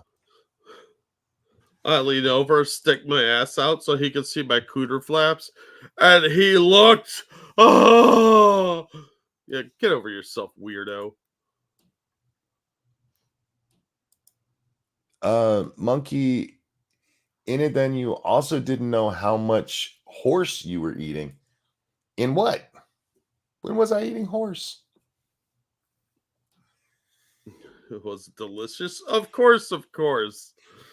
If you look at the kind of shit people bitch. Oh, you know what? I have an excellent example of what we're talking about here, Jack. Oh, This is a video we would have watched yesterday if we hadn't been getting ourselves in trouble with CBS. Whoopsie. That'll happen. The new mayor of Chicago, I forget his name. I just like to call him not Lightfoot. He gave a ridiculous speech. No. I know that sounds like duh, but I mean, even as dumb as you think might come from a liberal. And then the so-called exports, the so-called fiscally responsible stewards, are making the same argument when our people wanted to be liberated and emancipated in this country. There's people in Chicago going, we don't have the money for this. And talking about entitlements is, in this case, it's regarding education. Yeah. And this is how he starts. Then the so-called exports, the so-called fiscally responsible stewards, are making the same argument when our people wanted to be liberated and emancipated in this country. He's comparing people saying, we don't have enough money for that bullshit program you want, to slavery. Don't worry, it gets worse. Somehow. Argument was, you can't free black people because it would be too expensive. Yep. That's what he said. I don't think that's the case. That isn't the case. There were some people who said they couldn't afford it on their plantations, which was a lie. But well, yeah. The main argument was that black people couldn't take care of themselves if you set them free. They were just animals and they couldn't do it. That was your Democratic brethren, homie. Yeah. Hate to break it to you, you're still on the plantation. They said that it would be fiscally irresponsible for this country to liberate black people. This must be some of that new education that they're teaching about slavery. Yeah. What's the word? Revisionist. And now you have detractors making the same argument of the Confederacy when it comes to public education in this system.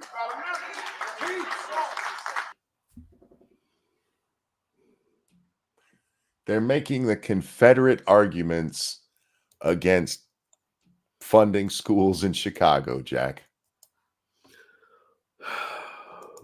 I guess this is dumb. This guy's not smart. You can make several arguments for why you need to increase education spending. I probably will disagree with most of them, but there's arguments that can be made. The one you can't make is saying we don't have the money is like slavery. But that's how oppressed you have to be. It can't be, hey, these kids, they'll have a better chance at life if they get a better education. Studies show that. No. If you don't support this, you're basically saying, screw you, Negro. Get back in the fields. That's where we're at. Everything has to be the worst thing ever. The Industrial Revolution made slavery kind of outdated. Slavery was on its way out anyway. The Civil War absolutely sped it up here in the United States. It probably would have been around another 50 years at least. But it was already petering out because, the Industrial Revolution was helping. Yeah, it made it largely obsolete. It was actually more expensive to have slaves after a while. Yeah. Because you had to feed them and everything. Real quick. Thank you, Evolved Potato. The Chicago mayor definitely says the so-called experts. He's 100% says it. It's just so funny. Yeah. Yeah, he says the so-called exports is how he says it. Yeah, they're exporting them. Tucker Resurrect, thank you for that feminist $12. I'll never not laugh at black politicians being Democrats. Who's the real Uncle Tom? Now, huh? It was your party who kept you enslaved. I saw somebody the other day pointing out, how the black folks are treated by the Democrats. And if you pay attention to the history of this country, Democrats have never changed. The only thing they've changed is their rhetoric. They have always, from the beginning of their party, they've treated black people like shit. Speaking of which, here's the video that I responded to about that. Nope, I want this one. There we go. The Democratic Party, I'm going to say it tonight so that you won't be confused, is the Antichrist Party. It is anti-family. And I'm going to say this, you're not going to believe it, but it is anti-black folk. And always has been. Yep. Frosted Glass, thank you. One thing can solve budgeting and slavery. MasterCard. Wow. Stop it. But yeah, I don't know who this guy is. This is a pastor that I could have had at church and I'd have been okay with it because he's laid back, man. I love his delivery. You are only needed for votes. You are only loved when it's time to get your votes. There's no real care about you. And see, we still stuck and we got that thing ingrained in us that this is the party for the black man. It is not. The party has changed. This is where I'm going to disagree with him because he says the party has changed. The party has not changed. It's been the same since 1776. Well, more about 1780-ish because we didn't have political parties at the beginning technically. But as soon as it became the Federalists versus the Democratic Republicans, it hasn't changed. They have treated black people like shit since the beginning. And that's not to say that the former Federalist Whigs / Republicans didn't treat them like shit too, but not in the vein that the Democrats did, and certainly not for as long. That's just history. You know, you fucking assholes who want to change the teaching about history and stuff, I'm with you if you're going to do it honestly. If you want to be, because they always tell us, I didn't get an honest education about slavery, so now we have to teach that all white people hate black people and always have. No, no, no, no. Stop hanging around Democrats and see how much hate there is. Anyway, the Republican Party was founded by abolitionists. Being an abolitionist doesn't mean that they liked black people, though. That is something that slavery. Yeah, that is something that gets lost in a lot of the arguments about we so want to put our own values on people in the past. Abraham Lincoln didn't like black people. He just didn't think they should be slaves. That's different. Black people were not like welcomed in the North and everybody loved them. It was still like, you need to take your black ass over there away from my white family. Yeah, same thing they did with the filthy Irish. Yeah. So, I mean, good on them for getting it right on slavery, but they were still racist as fuck. It was just the times, man. All right. Black people, really, to be honest with you, have never been the priority. They have only been used. True. Go back and look at the Civil Rights Act of 1964. We've all Brother man about to drop some truth bombs nobody wants to talk about. all given Democrats credit for that, but Johnson was the one that wanted to pass it, but he couldn't get enough Democrat votes to pass it. It was the Republicans that pushed and passed the 1964 Civil Rights Act. Go tonight and look it up. That is 100% true. And Johnson didn't want to do it because he believed in civil rights. Johnson wanted to do it as an election ploy. Yeah. Yeah.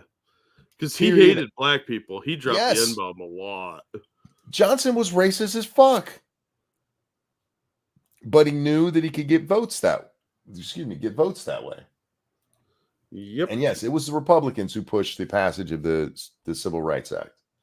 Yeah, same thing when they tried to do it under Eisenhower. The Democrats blocked it then, too.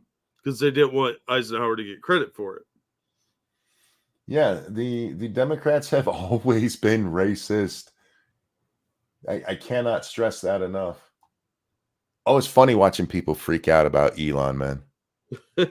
I've been loving that this week. Did you see Olbermann? No, I try not to look at that retard. Yeah, that fucking idiot said that they need to stop all government contracts with Elon and deport him. And if they can't find a way to do it legally, Biden should just do it because he's allowed to do anything he wants as long as it's an official act. Oh, fuck off. I don't know why. Olbermann is in the media and has been pushing candidates of his choice forever, but apparently Elon doing that is a bad thing. Yeah, well, he doesn't like Elon because he disagrees with him. Well, he supports Trump, ergo evil. Cephrius, thank you. And I'll quote, I'll have these Negroes voting Democrat for the next 200 years. That's not a quote. That's a paraphrase because we can't say the other word. Yeah. Anyway, don't care about that. Jack, I wanted to talk about the Joker movie. Yes, you did. Because, oh wait, you have something here before we get into that.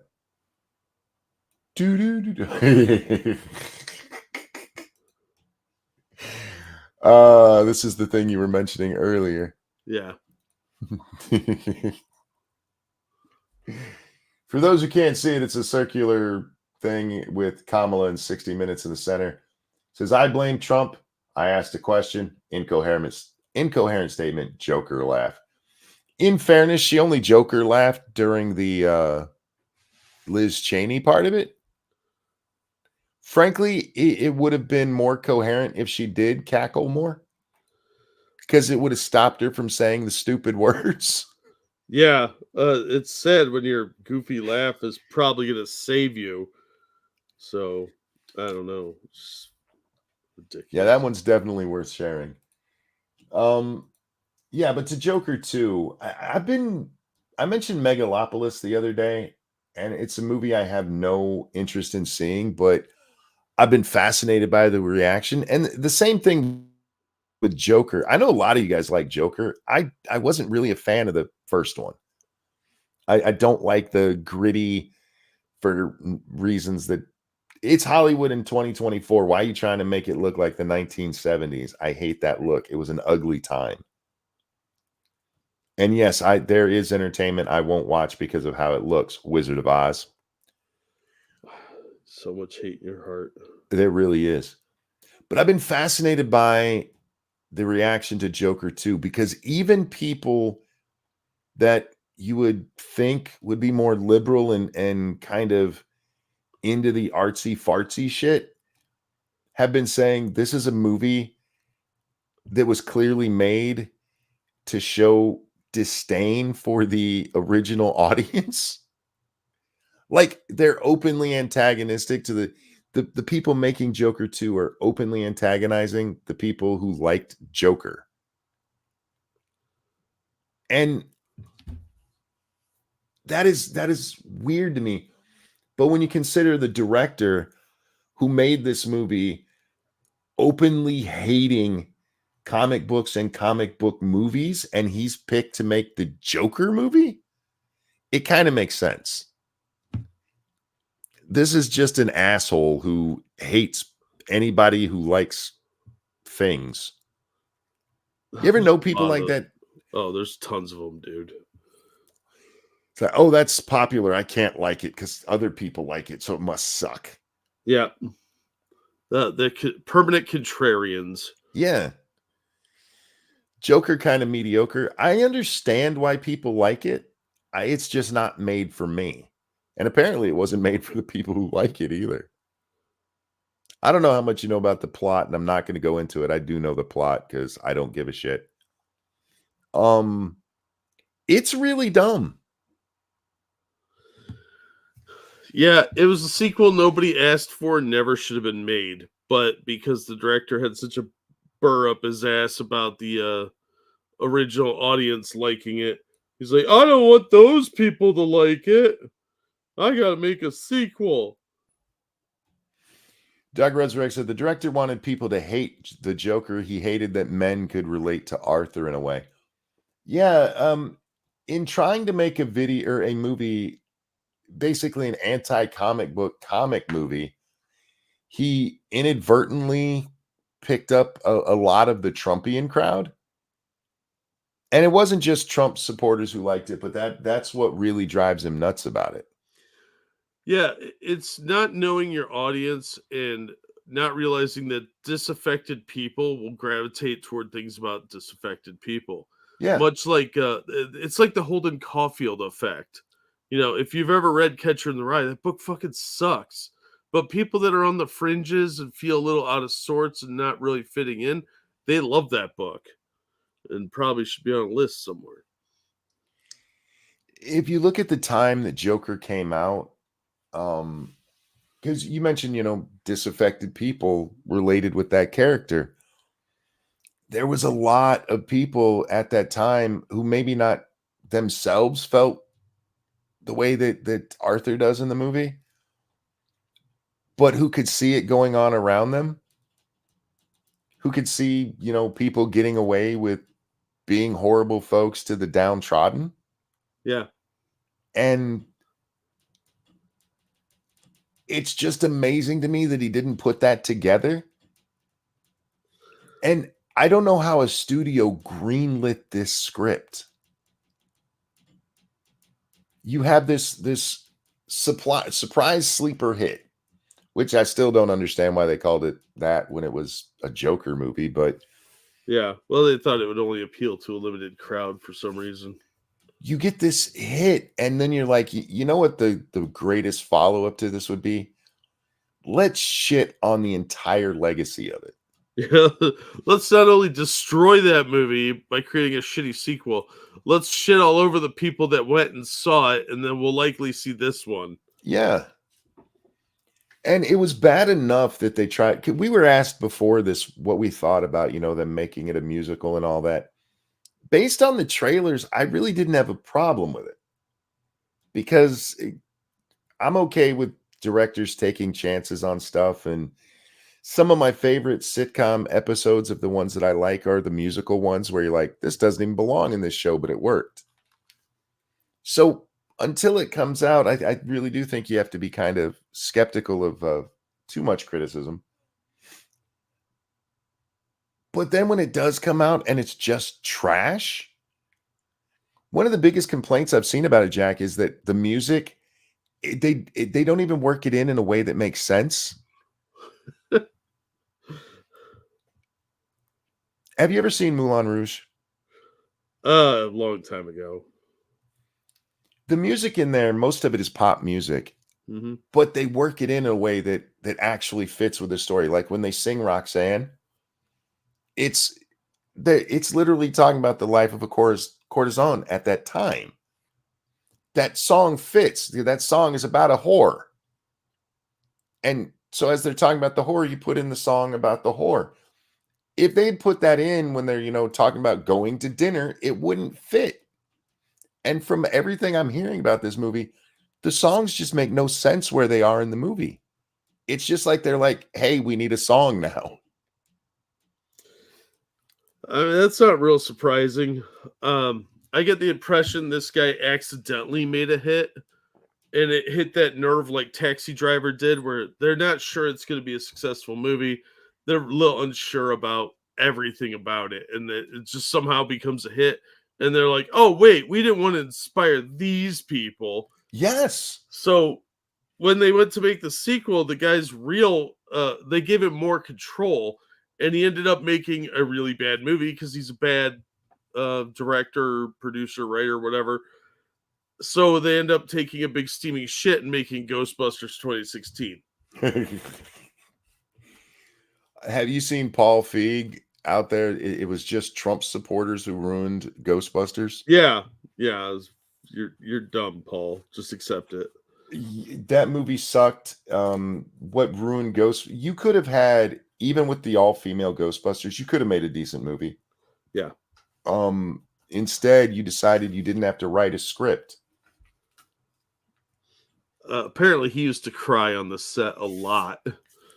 He talks about it in that interview about how he just got bullied as a kid. And how he always related to girls more than anything because he was raised by a single mother and she was like the most sensitive person ever. Like, you didn't have to tell me there was no man in your life growing up. I can see it in the skin tight suits you wear. Yeah, we kind of figured that one out. You're wearing skinny slacks, not even skinny jeans, skinny slacks. The only surprise there is that you didn't follow that up with, and I got raped by an uncle. It is surprising to me how many people get into entertainment, Jack, with a disdain for audiences. Yeah. Well, they all think they're going to make this cinematic masterpiece next to Gone with the Wind or whatever. But the rubes didn't understand it. Well, that's what bothers me about Megalopolis. Again, haven't seen it, guys, but everything that I saw about it, you had people saying, well, at least they took a chance on something different. I mean, that's the best praise I've seen of it. At least Hollywood did not take a chance on something different. Francis Ford Coppola had to finance that himself. Yeah. Like, maybe the movie is a masterpiece. I haven't seen it yet. And maybe it won't be appreciated for 50 years, like Metropolis or something like that. But I doubt it. I do want to see that movie because it looks like that kind of like goofy, artsy movie that I can make fun of. Even I don't know how much of the reviews you've seen of it. Literally nobody likes this movie. Yeah, it should be great. I'm gonna laugh my ass off. Every time I see something where they're like, we really need more art stuff and they need to let artists just be artists. What comes out is crap. Yeah, it's because most artists are crap. Yeah, they're stupid. Look at you want to see the result of artists having total free reign. Look at Slab City. Yeah. And it's just a bunch of trash piles disguised as art. There's a reason so many artists starve. It's because they deserve it. Yeah, because not everybody that wants to be an artist is an artist. No. And a lot of people who claim what they're doing is art are, I'm convinced, either high or psychotic. Why not both? People realize Metropolis was an all-time classic when it was new. Its full influence wasn't entirely realized until Blade Runner. Fair enough. In this case, though, Jack, did you know Francis Ford Coppola fired the entire art team halfway through the movie? No. The entire fucking art team. So one of the criticisms you'll see of this movie is that the art style is inconsistent. That would be why. Huh. Weird. I saw one person said that parts of it look like poorly done green screen for PlayStation 2. See, like, Monkey, I goddamn. already said I'm going to watch the movie. You don't need to sell it to me. But both of these failing the way they have together, I am fascinated by it because Francis Ford Coppola is considered one of the greatest directors of all time. Mm-hmm. Largely because of the Godfather movies. And if you've seen 3, you should see why he shouldn't carry that mantle at all. Yeah. I am more and more convinced as I get older that a lot of these directors that make amazing movies luck into it. Yeah. There's very few who have a number of hits. They'll have a hit and a couple of okays and then a lot of shit. Yeah. There aren't very many Spielbergs out there. Coughs at George Lucas. Right. Yeah. There's very few directors who you can point to a large body of commercially successful projects. Yeah, not everybody could be Roger Corman. It's and I think a lot of it is because when you go into the arts, it is that nonsense about just express yourself. No, you're trying to sell something to an audience. Yeah. If you just want to paint for yourself, by all means do it. But if you're going to try to sell pouring paint onto a canvas and calling it art, don't be surprised when you can't even afford, ramen. Megalopolis got a 46 on Rotten Tomatoes from critics. That has come way up because it was in the single digits not that long ago. Well, the studio probably bought some reviews. Sure. Yeah. That's not unheard of, guys. And what was that movie that came out recently?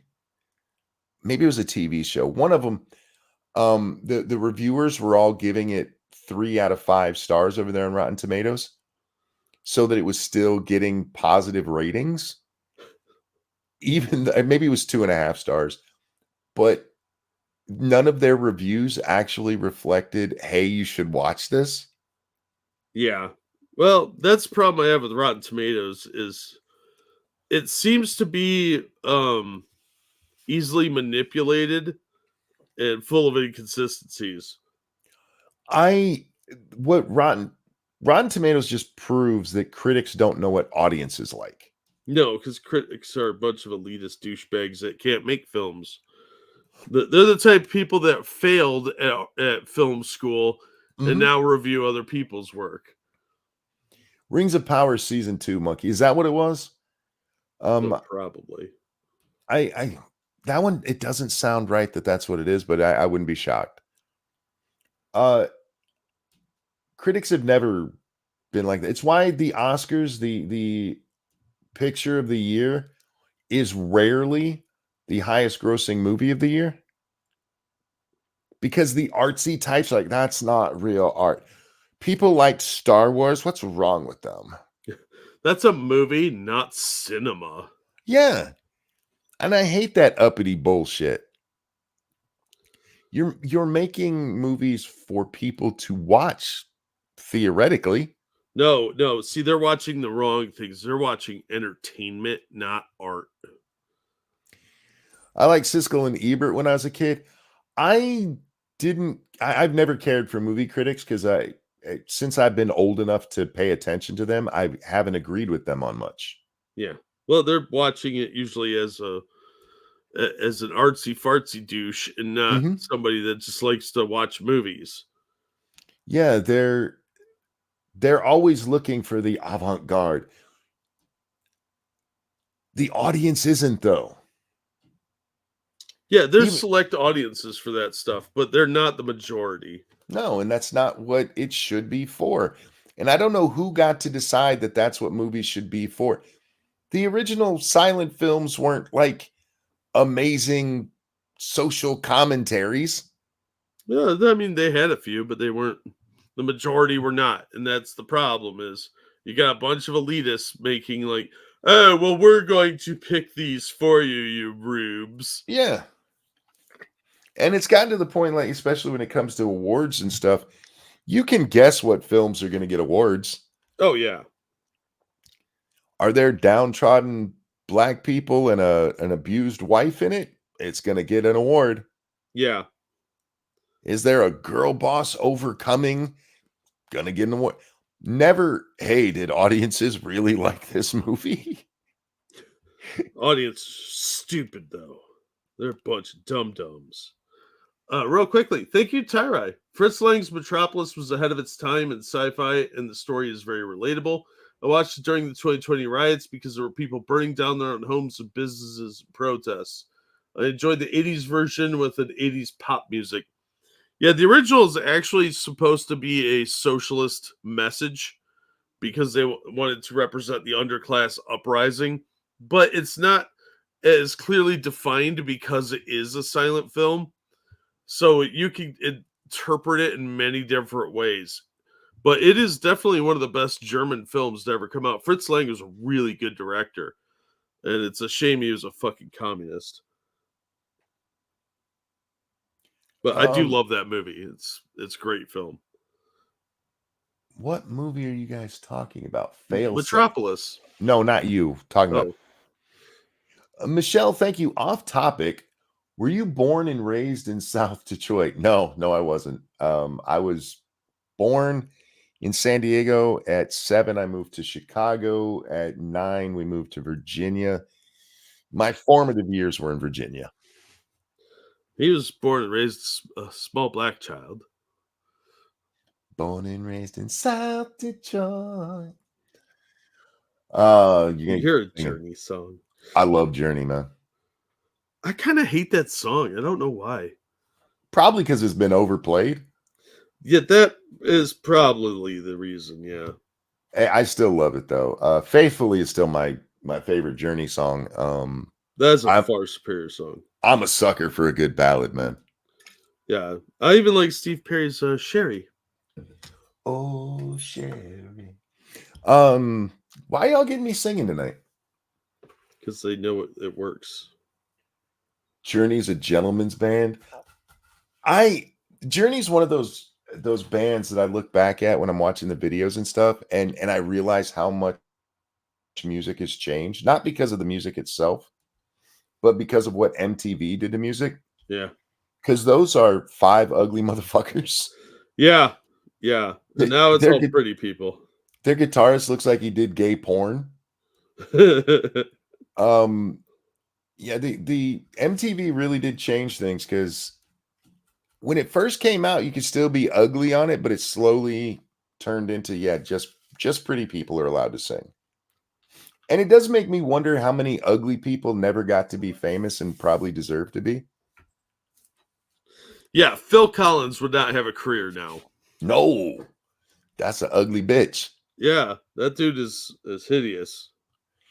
Look at the Milli Vanilli thing. Milli Vanilli did not just get famous because it was two black guys with dreads singing. People liked the music. And then it comes out that the two front guys weren't actually singing. You'd have thought we'd got a follow-up from the three people who actually did, but they were fat and ugly, so they weren't allowed on TV. Yeah. Although they were very talented and would have been popular musically, because they were not physically attractive, they were like, nope. Yeah. Sad. Oh God, I forgot. I still listen to Milli Vanilli. Girl, you know it's true. I was never a fan of that song. I don't hate it, but it's a little too poppy for me. Girl, I'm gonna miss you. Oh, okay. Girl, I'm gonna miss you's my song. You know what song really always annoyed me was that CNC Music Factory song. Oh yeah, because that got played so much. Everybody dance! As soon as that came out, I was like, oh fucking hell. That and anything by Marky Mark, because it all sounded the same. Yeah. I don't know how that dude got a career other than the fact that he had abs. I mean, there must have been a bunch of really, really horny gay producers out there like, oh, let's put this guy on. He is a much better actor than he was singer, and he's not a very good actor. Yeah. He's kind of a douchebag from everything I hear, too.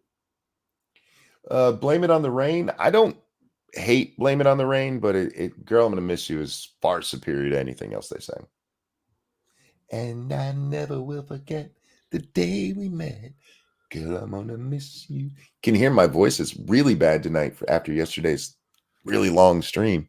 Yeah. Wow. I'm not going to apologize, though. Mark Wahlberg was made to be in The Happening, It's Fate. I've never watched that. Oh, I've only ever seen people make fun of that. Dude, that is just a bad movie. And I feel bad because, like, I get what they were going for, and some of the ideas in there weren't bad, but it was really terribly executed with some really hilariously bad acting. M. Night Shyamalan doesn't make good movies. I like some of his movies. Well, I like bad movies, so that's not really singing praise. But he tries, and I respect that. But yeah, he tries a little too hard to get that twist in there. You're like, and The Happening was just terrible.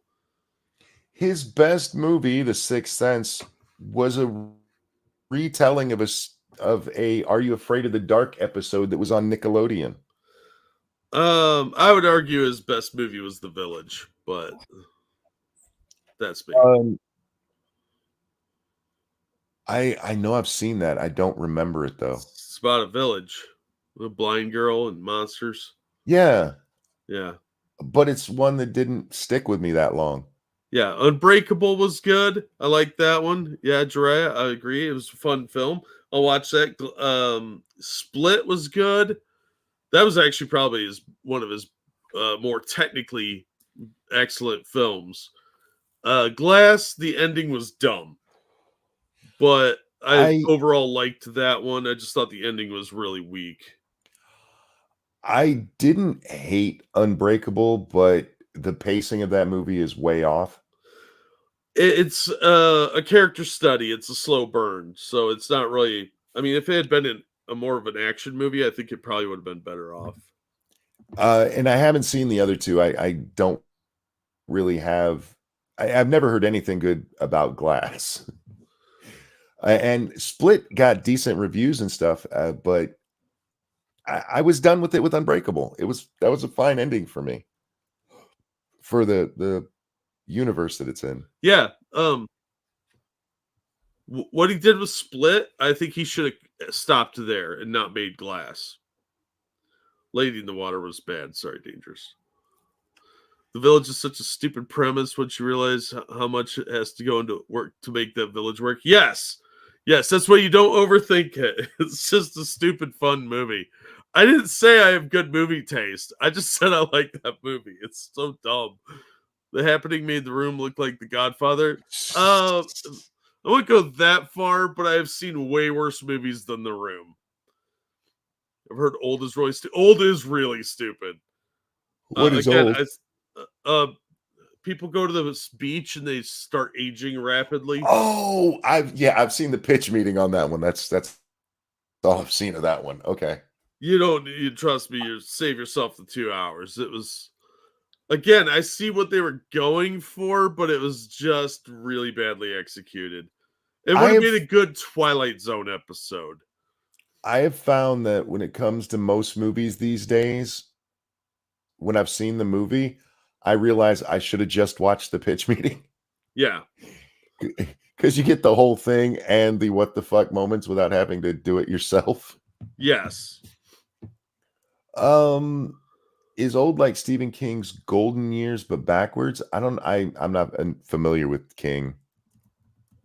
I think I've read one King book because I was told he writes scary stuff, and I like scary stuff, Jack. And I read it and I was bored out of my mind.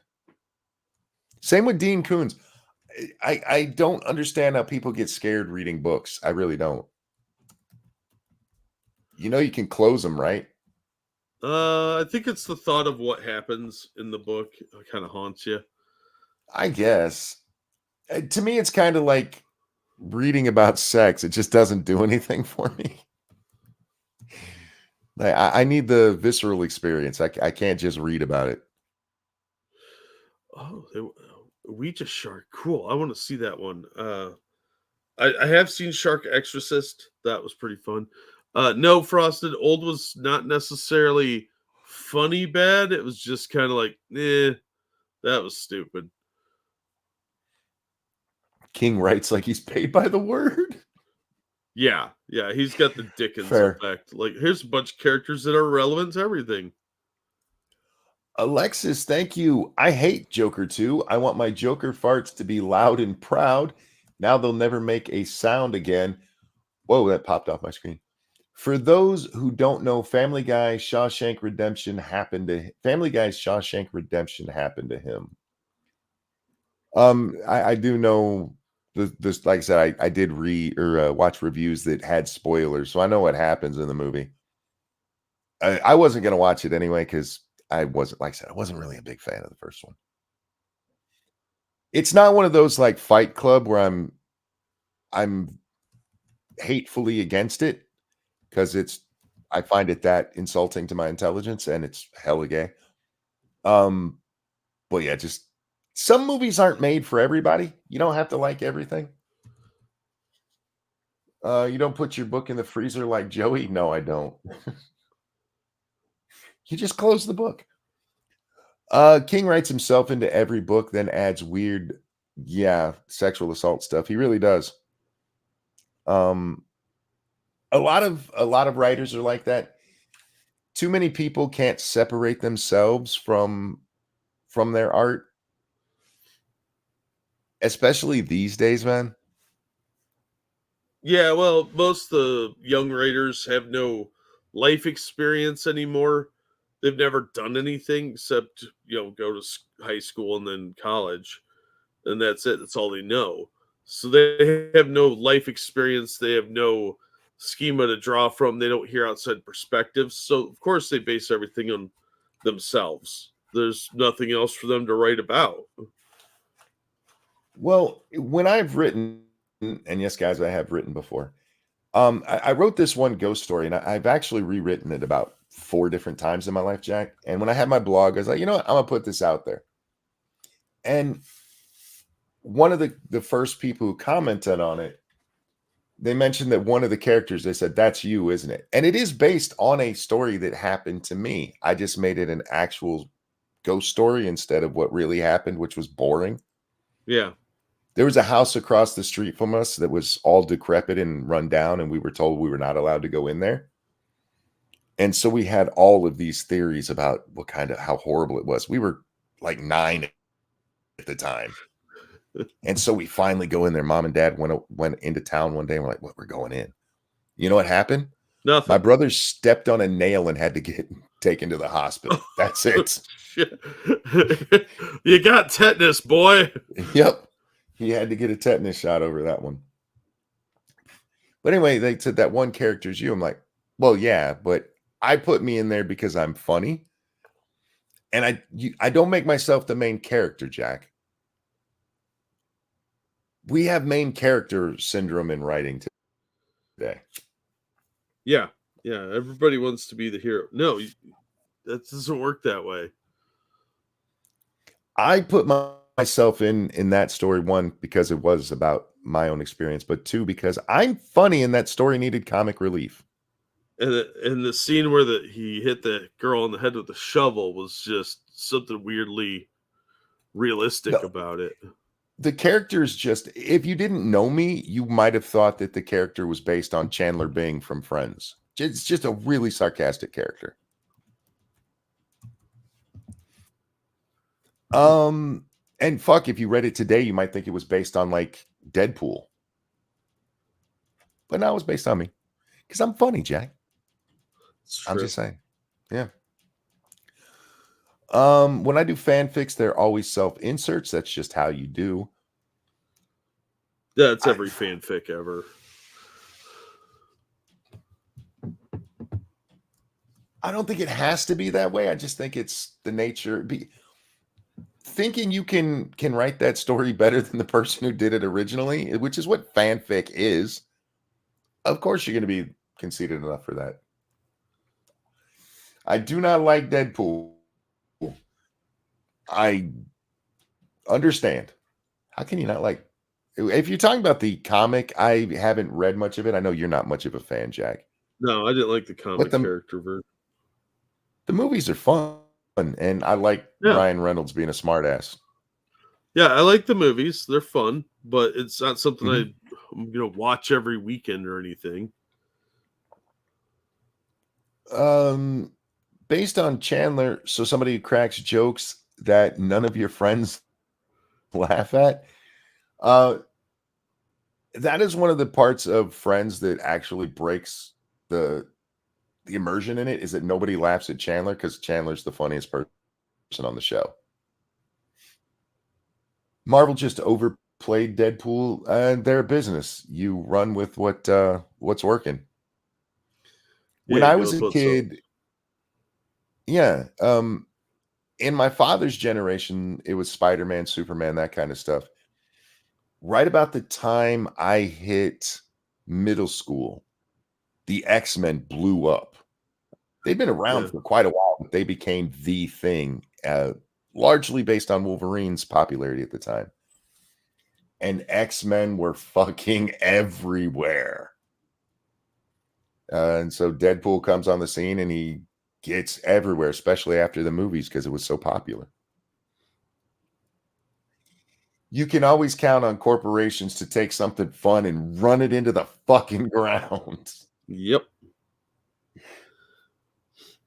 Marvel did the same thing to Punisher in the 90s. They burned the character out. I mean, commercially, not as much as they've done with others. I don't disagree with you. They did push Punisher hard around the same time. But it never had the same appeal as something like the X-Men did. Punisher's still always been more niche than most titles, which I don't get because he's just a violent. It's the violence factor. They try and distance themselves from it more and more. Like, oh, it's too scary. As opposed to the guy with giant knives built into his forearms. Yeah, but you got to remember, in the X-Men films, he rarely kills somebody with those claws.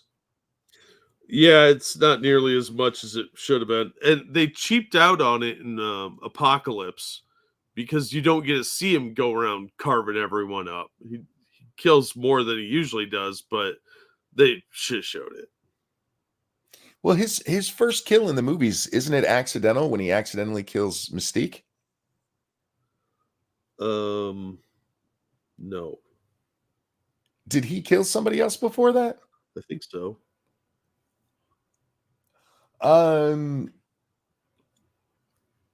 Republicans have no idea what is coming to them in November. Your life makes me sad, dude. Yeah, gross. Stop touching yourself to Republicans. I like him in Logan. They let him be brutal. The one thing that hopefully Deadpool has done is that these Hollywood jackasses who keep trying to sanitize everything will see you don't have to do that. Maybe we'll finally get a good Punisher movie. Yeah. I liked the Thomas Jane one, but it was definitely toned down. I like the Thomas Jane one, but it's not the Punisher. It's Punisher in name only. Yeah. Well, they loosely based it off of the comics at the time, but it was heavily sanitized. Yeah. And he needed to be a lot more brutal. Their new thing is, which they've done for about 20 years now, and it's in the Punisher movie, is everybody turns into a sad drunk. That's how they cope with their problems. They just turn to drinking. Frank Castle is not a sad drunk. He's basically a spree killer. Mm-hmm. So, I'm sad. I'm going to go take out this mafioso clan. That's how he deals with his problems. It was based on Welcome Back, Frank, I believe. Yeah. Yeah, it was Welcome Back, Frank with by Garth Ennis. But it's so toned down. And if you go back even further, you go back to the Dolph Lundgren one, it's like, what? Yeah. And there's a lot of people who like Warzone, and they say that's the most comic accurate one, and that's fine, I suppose. I don't think the guy looked enough like Frank Castle, but even that one, I mean, that movie was so disjointed. Yeah, it was it had great ideas, and I think Ray Stevenson did a good job. It just wasn't as much as it could have been. Punisher shouldn't look like a fat guy in his flack. That's all I'm saying. Yeah, and I agree, Frosted. Daredevil season 2, Punisher was good, but he sucked at his own series. They tried so hard to make him like, oh, he's an emotional man who's just misunderstood. No, he's a brutal killer, and he's not a in his own mind, he's not a bad guy. He's a fairly normal person. You can sit down and have a conversation with him, but nobody gives a shit about that part. They want to see him killing bad guys. For the record, guys, I too love the Thomas Jane Punisher. It's just not the Punisher. That's my issue with it. Real quickly, thank you, Dark Resurrect, for that feminist donation. Punisher, I'm depressed. Guess I'll go murder an entire crime syndicate. Exactly. Yep. That's how he deals with his problems. His wife and kids were killed, so he went after the mob that did it and then was like, yeah, just keep doing this. Mm-hmm. And hopefully Hollywood takes the hint. But you know what I noticed? And this drove me nuts in Deadpool and Wolverine. They already Hollywooded it up at the very beginning of that film. Yeah. Because for the first time in that series, you have the actual credits at the beginning. In the first two movies, the credits are a joke at the beginning. And then this one, like, no, we got to get serious now because there's like a real production. And so the first thing that comes up is the actual director's name instead of them calling him an overrated asshat. I didn't like the Dolph Lundgren Punisher. He ended up getting captured by every faction once, and that pissed me off. Yeah, Punisher's not stupid. And they're always trying to make him look dumb. And one of the problems you have is most of the people in Hollywood and in the comic industry do not understand that character. They think he's a psycho, and he's not crazy, which is what makes him more dangerous. Because if he was crazy, he would have lasted as long as he has. He's not an insane person. He's just a killer, and he has no problem with killing. That doesn't make him crazy. It just makes him dangerous. But he also has a code in his killing. Yeah. He's not just a psychopath. Yeah, that's my point, is they don't understand that. They because they're so left wing, they can't possibly understand somebody that kills bad people as a sense of justice. So it's really disheartening to see that because they have no idea how to write that character. Have you guys seen Dirty Laundry? Yes, I have. Oh, yeah. Yeah, I love Dirty Laundry. My problem with Dirty Laundry is that the Punisher would not wait that long to take care of shit. Yeah, he would, because he has a sense of honor, and he wouldn't have let that woman get assaulted. Yeah. He would have killed those guys way sooner. It's a good build up, and it's kind of what you expect from Hollywood, but I personally, other than that part, think it's probably the best film version of the Punisher. Yeah. Because he just goes ham, man, and it's great. It's fucking great. Yeah, the Punisher has no respect for the life of bad people. So, pedos, murderers, killers, pimps, he doesn't care about their lives.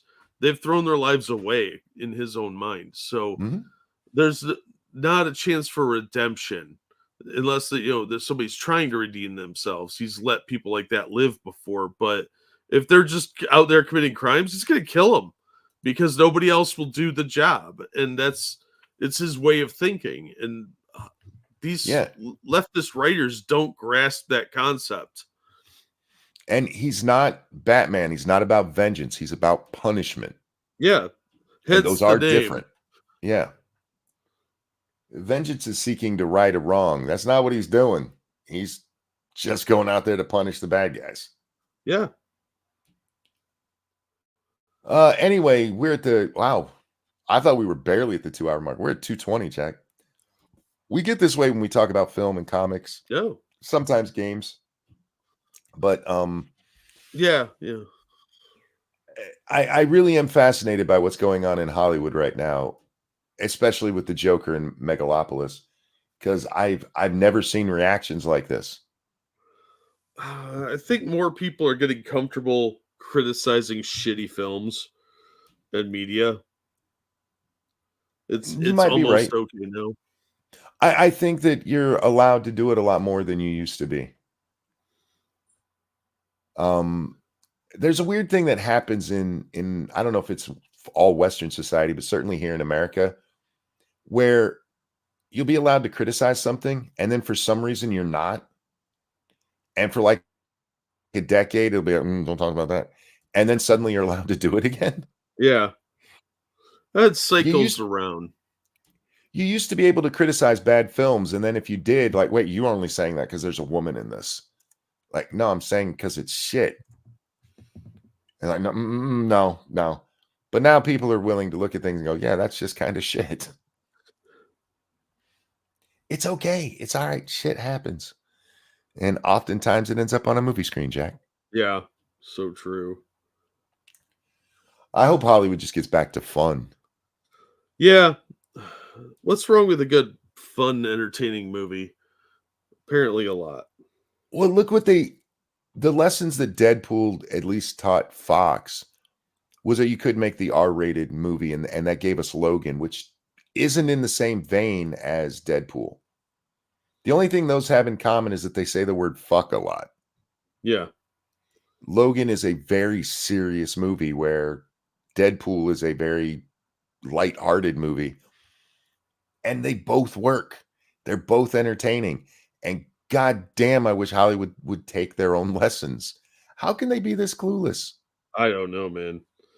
But they slowly, I think, are starting to figure it out that people will watch an R-rated superhero film.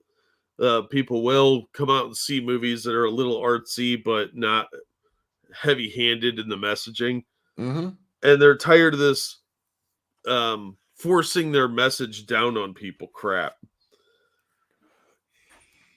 Just to relate it back to video games, because I have to do that. The Act Man yesterday was making jokes about how the right is inserting their politics into video games.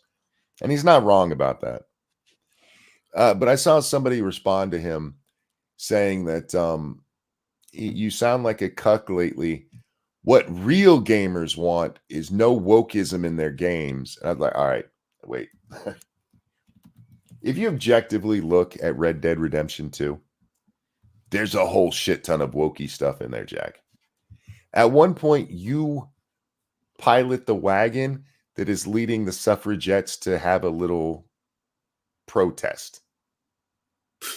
And that is a part of the game you can't skip. It is not an optional quest. If you do the storyline, you have to do that.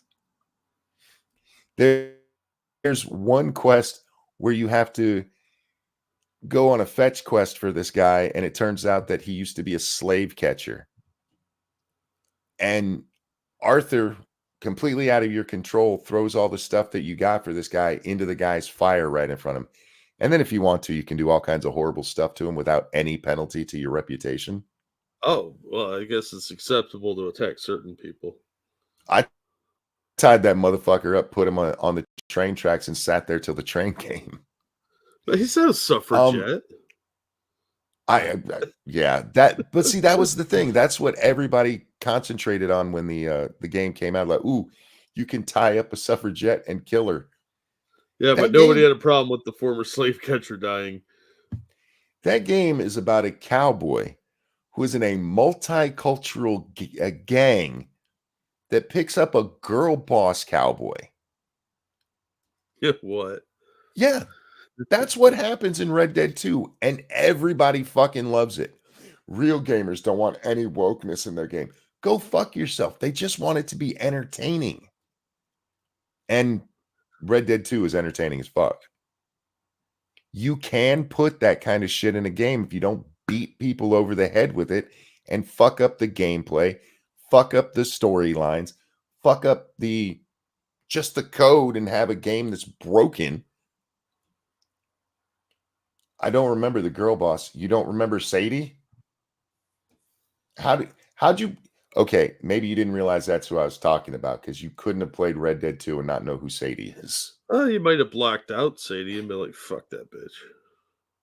No, Sadie is one of the most beloved characters of the series. Nah, she sounds irritating. Sadie's so popular, there was a push for a Red Dead 3 starring her. Ugh. Ugh. Hey, I try to block out Tom Hanks out of the movies he's in because I hate him. Fair enough. See, Black Romeo got it. Sadie's the girl boss in question. She absolutely is a girl boss. When you meet her, Jack, you come upon a farm and your rival gang, the O'Driscolls, are there. And you kill all of them and you find her.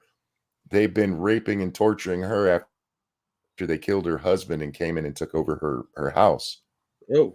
And in very short order, she's like one of the best killers in the gang. Well, it's a little angry. There's tons of female cowboys. That's why we call them cowboys. Anyway, I'd play Red Dead 3 with Sadie and Charles. Charles is one of the most beloved characters too, and he's an Indian running around with a cowboy gang in the Old West. I mean, I believe it's pronounced Injun. There were a lot of Indian cowboys. A lot of black ones too. Yes, there were. But if you did that today, people are like, why are you forcing that wokeism on us?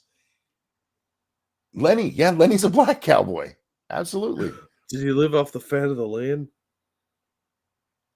Jack, if I told you I was going to make a cowboy game and the gang is going to have 4 white guys, 6 white girls, a Mexican, an Indian, and a black guy, would you say I was making a woke game? I'd say you were making a Burger King Kids Club woke game. Right? Yeah. But nobody says that about that game because the game is fun. And that's what people have to get through their heads. You can even put your stupid ass messaging in there, and if you make it fun, people will play. Yeah, because you can ignore that crap. Same thing with movies, same thing with books, same things with music. You can have your stupid fucking messaging, just make it entertaining. Yeah, but they can't do that. They got to make it preachy. That's why they're so similar to evangelicals.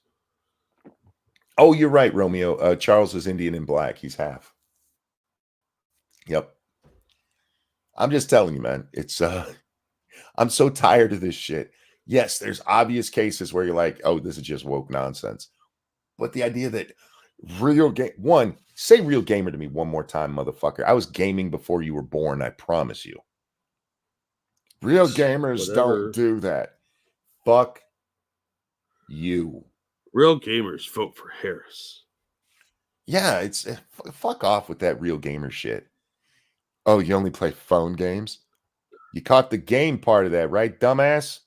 Real gamers don't shower for 4 days and smell like ass Yeah. when a new game comes out. Like, I'm taking a week off to play the new Call of Duty. Real gamers never get a girlfriend and live with mom. Yeah. Mom, I need some nuggies. The last time real gamers saw vaginas when they passed through one. Yeah, you know who was a real gamer? That Chinese kid that played for 36 hours, stood up, and a blood clot shot into his heart, and he died. Yeah. I respect that dude for his commitment and apparent ability to pee while sitting down. Black Romeo is talking about Red Dead 2, said, replaying it now just freed Micah, hated every second of it. Every time I replay that, I hate that mission. And the last time I did it, like 2 months ago, I put it off as long as I could because I did not want to save that prick. One of these days, I'm gonna do a long video on everything I think about Red Dead 2 story. That'd be a 7-hour stream, dude. There's so much to talk about. It is a very long game, first of all. I've never played this game. But there's so many theories about it that people get shit wrong because so many people think Micah betrayed the gang from the very beginning, and he didn't. Milton tells the truth. The gang, nobody was telling on the gang until they got back from Guarma. Anyway, Dark Resurrect, thank you so much for that feminist $12. The main problem with woke games is that at their core, they are broken games with shit stories. The politics is just the cherry on top of the shit cake. Yeah, what bothers me when we get into like woke games and woke movies for that matter too, it's that the message is the product instead of it being a part of the product. Yeah, they forget oh, sorry, go ahead. No, go ahead. No, they forget that there's elements to things, but they only care about the one. They care about the message. They don't care about story or entertainment value or anything like that. It's just it's very religious oriented. And when it comes for gaming, they put everything else on the back burner. Yeah. Which includes gameplay. How do you put gameplay on the back burner of a game? Because the message is holy and sacred and more important than everything else. That's like putting cinematography on the back burner of a movie. Well, we've seen that before. Real quick though, thank you, Vote Potato. Oh, sorry, go ahead. No, go ahead, man. A game being fun despite it being woke is like a 4-leaf clover, rare as anything. And RDR2 isn't nearly as fun as everyone says it is, and a lot of the characters are very annoying, like Sadie. Charles was good though. Oh, I love Sadie. I love Sadie. Sadie's a great character. But she is a girl boss. There's no getting around that. Tell me a game you like. Let me tell you why it's woke. You can't get away from wokeness these days, Jack. You just can't. Sadly. It's everywhere. But anyway, we are wrapping up. So, guys, thanks for coming and hanging out with us tonight. Thank you so much for the donations. You guys are way too kind, but please don't stop being. Yeah, hell no. Don't stop. Anything you want to shield, Jack? I'll drop a link to a video. As always, thank you guys so much for the donations. Your support is greatly appreciated. You guys are awesome. You come out and watch us and listen to us ramble on about video games and movies and stupid shit in the news, and we appreciate that. I'm gonna go play some Digimon, man. It came up in Satsu's stream. I'm like, fuck, now I gotta go play Digimon. So I'm gonna go do that. You guys go do something fun as well. Jack, a pleasure as always, my friend. Always glad to be here. Leisure Suit Larry, how woke is that? He doesn't actually get laid enough. He doesn't, and they teach you that having sex with a prostitute's not really having sex. Because sex work doesn't matter to them, so they're feminists. I'm just saying. Everybody, thanks for watching. We love you. Take care of yourselves. We'll see y'all next time. Bye, everybody. Catch 'em all. That's Pokemon. I'm playing Digimon. Yeah, Digimon, you don't catch them all. You obtain them mostly. Damn non-nerds. How dare you not be a nerd? Anyway, take care, guys. We'll see you next time. Bye. Song time, and I got thrown off by that comment. Not that the song would have been good anyway. I'm still singing, and my hair is still gay.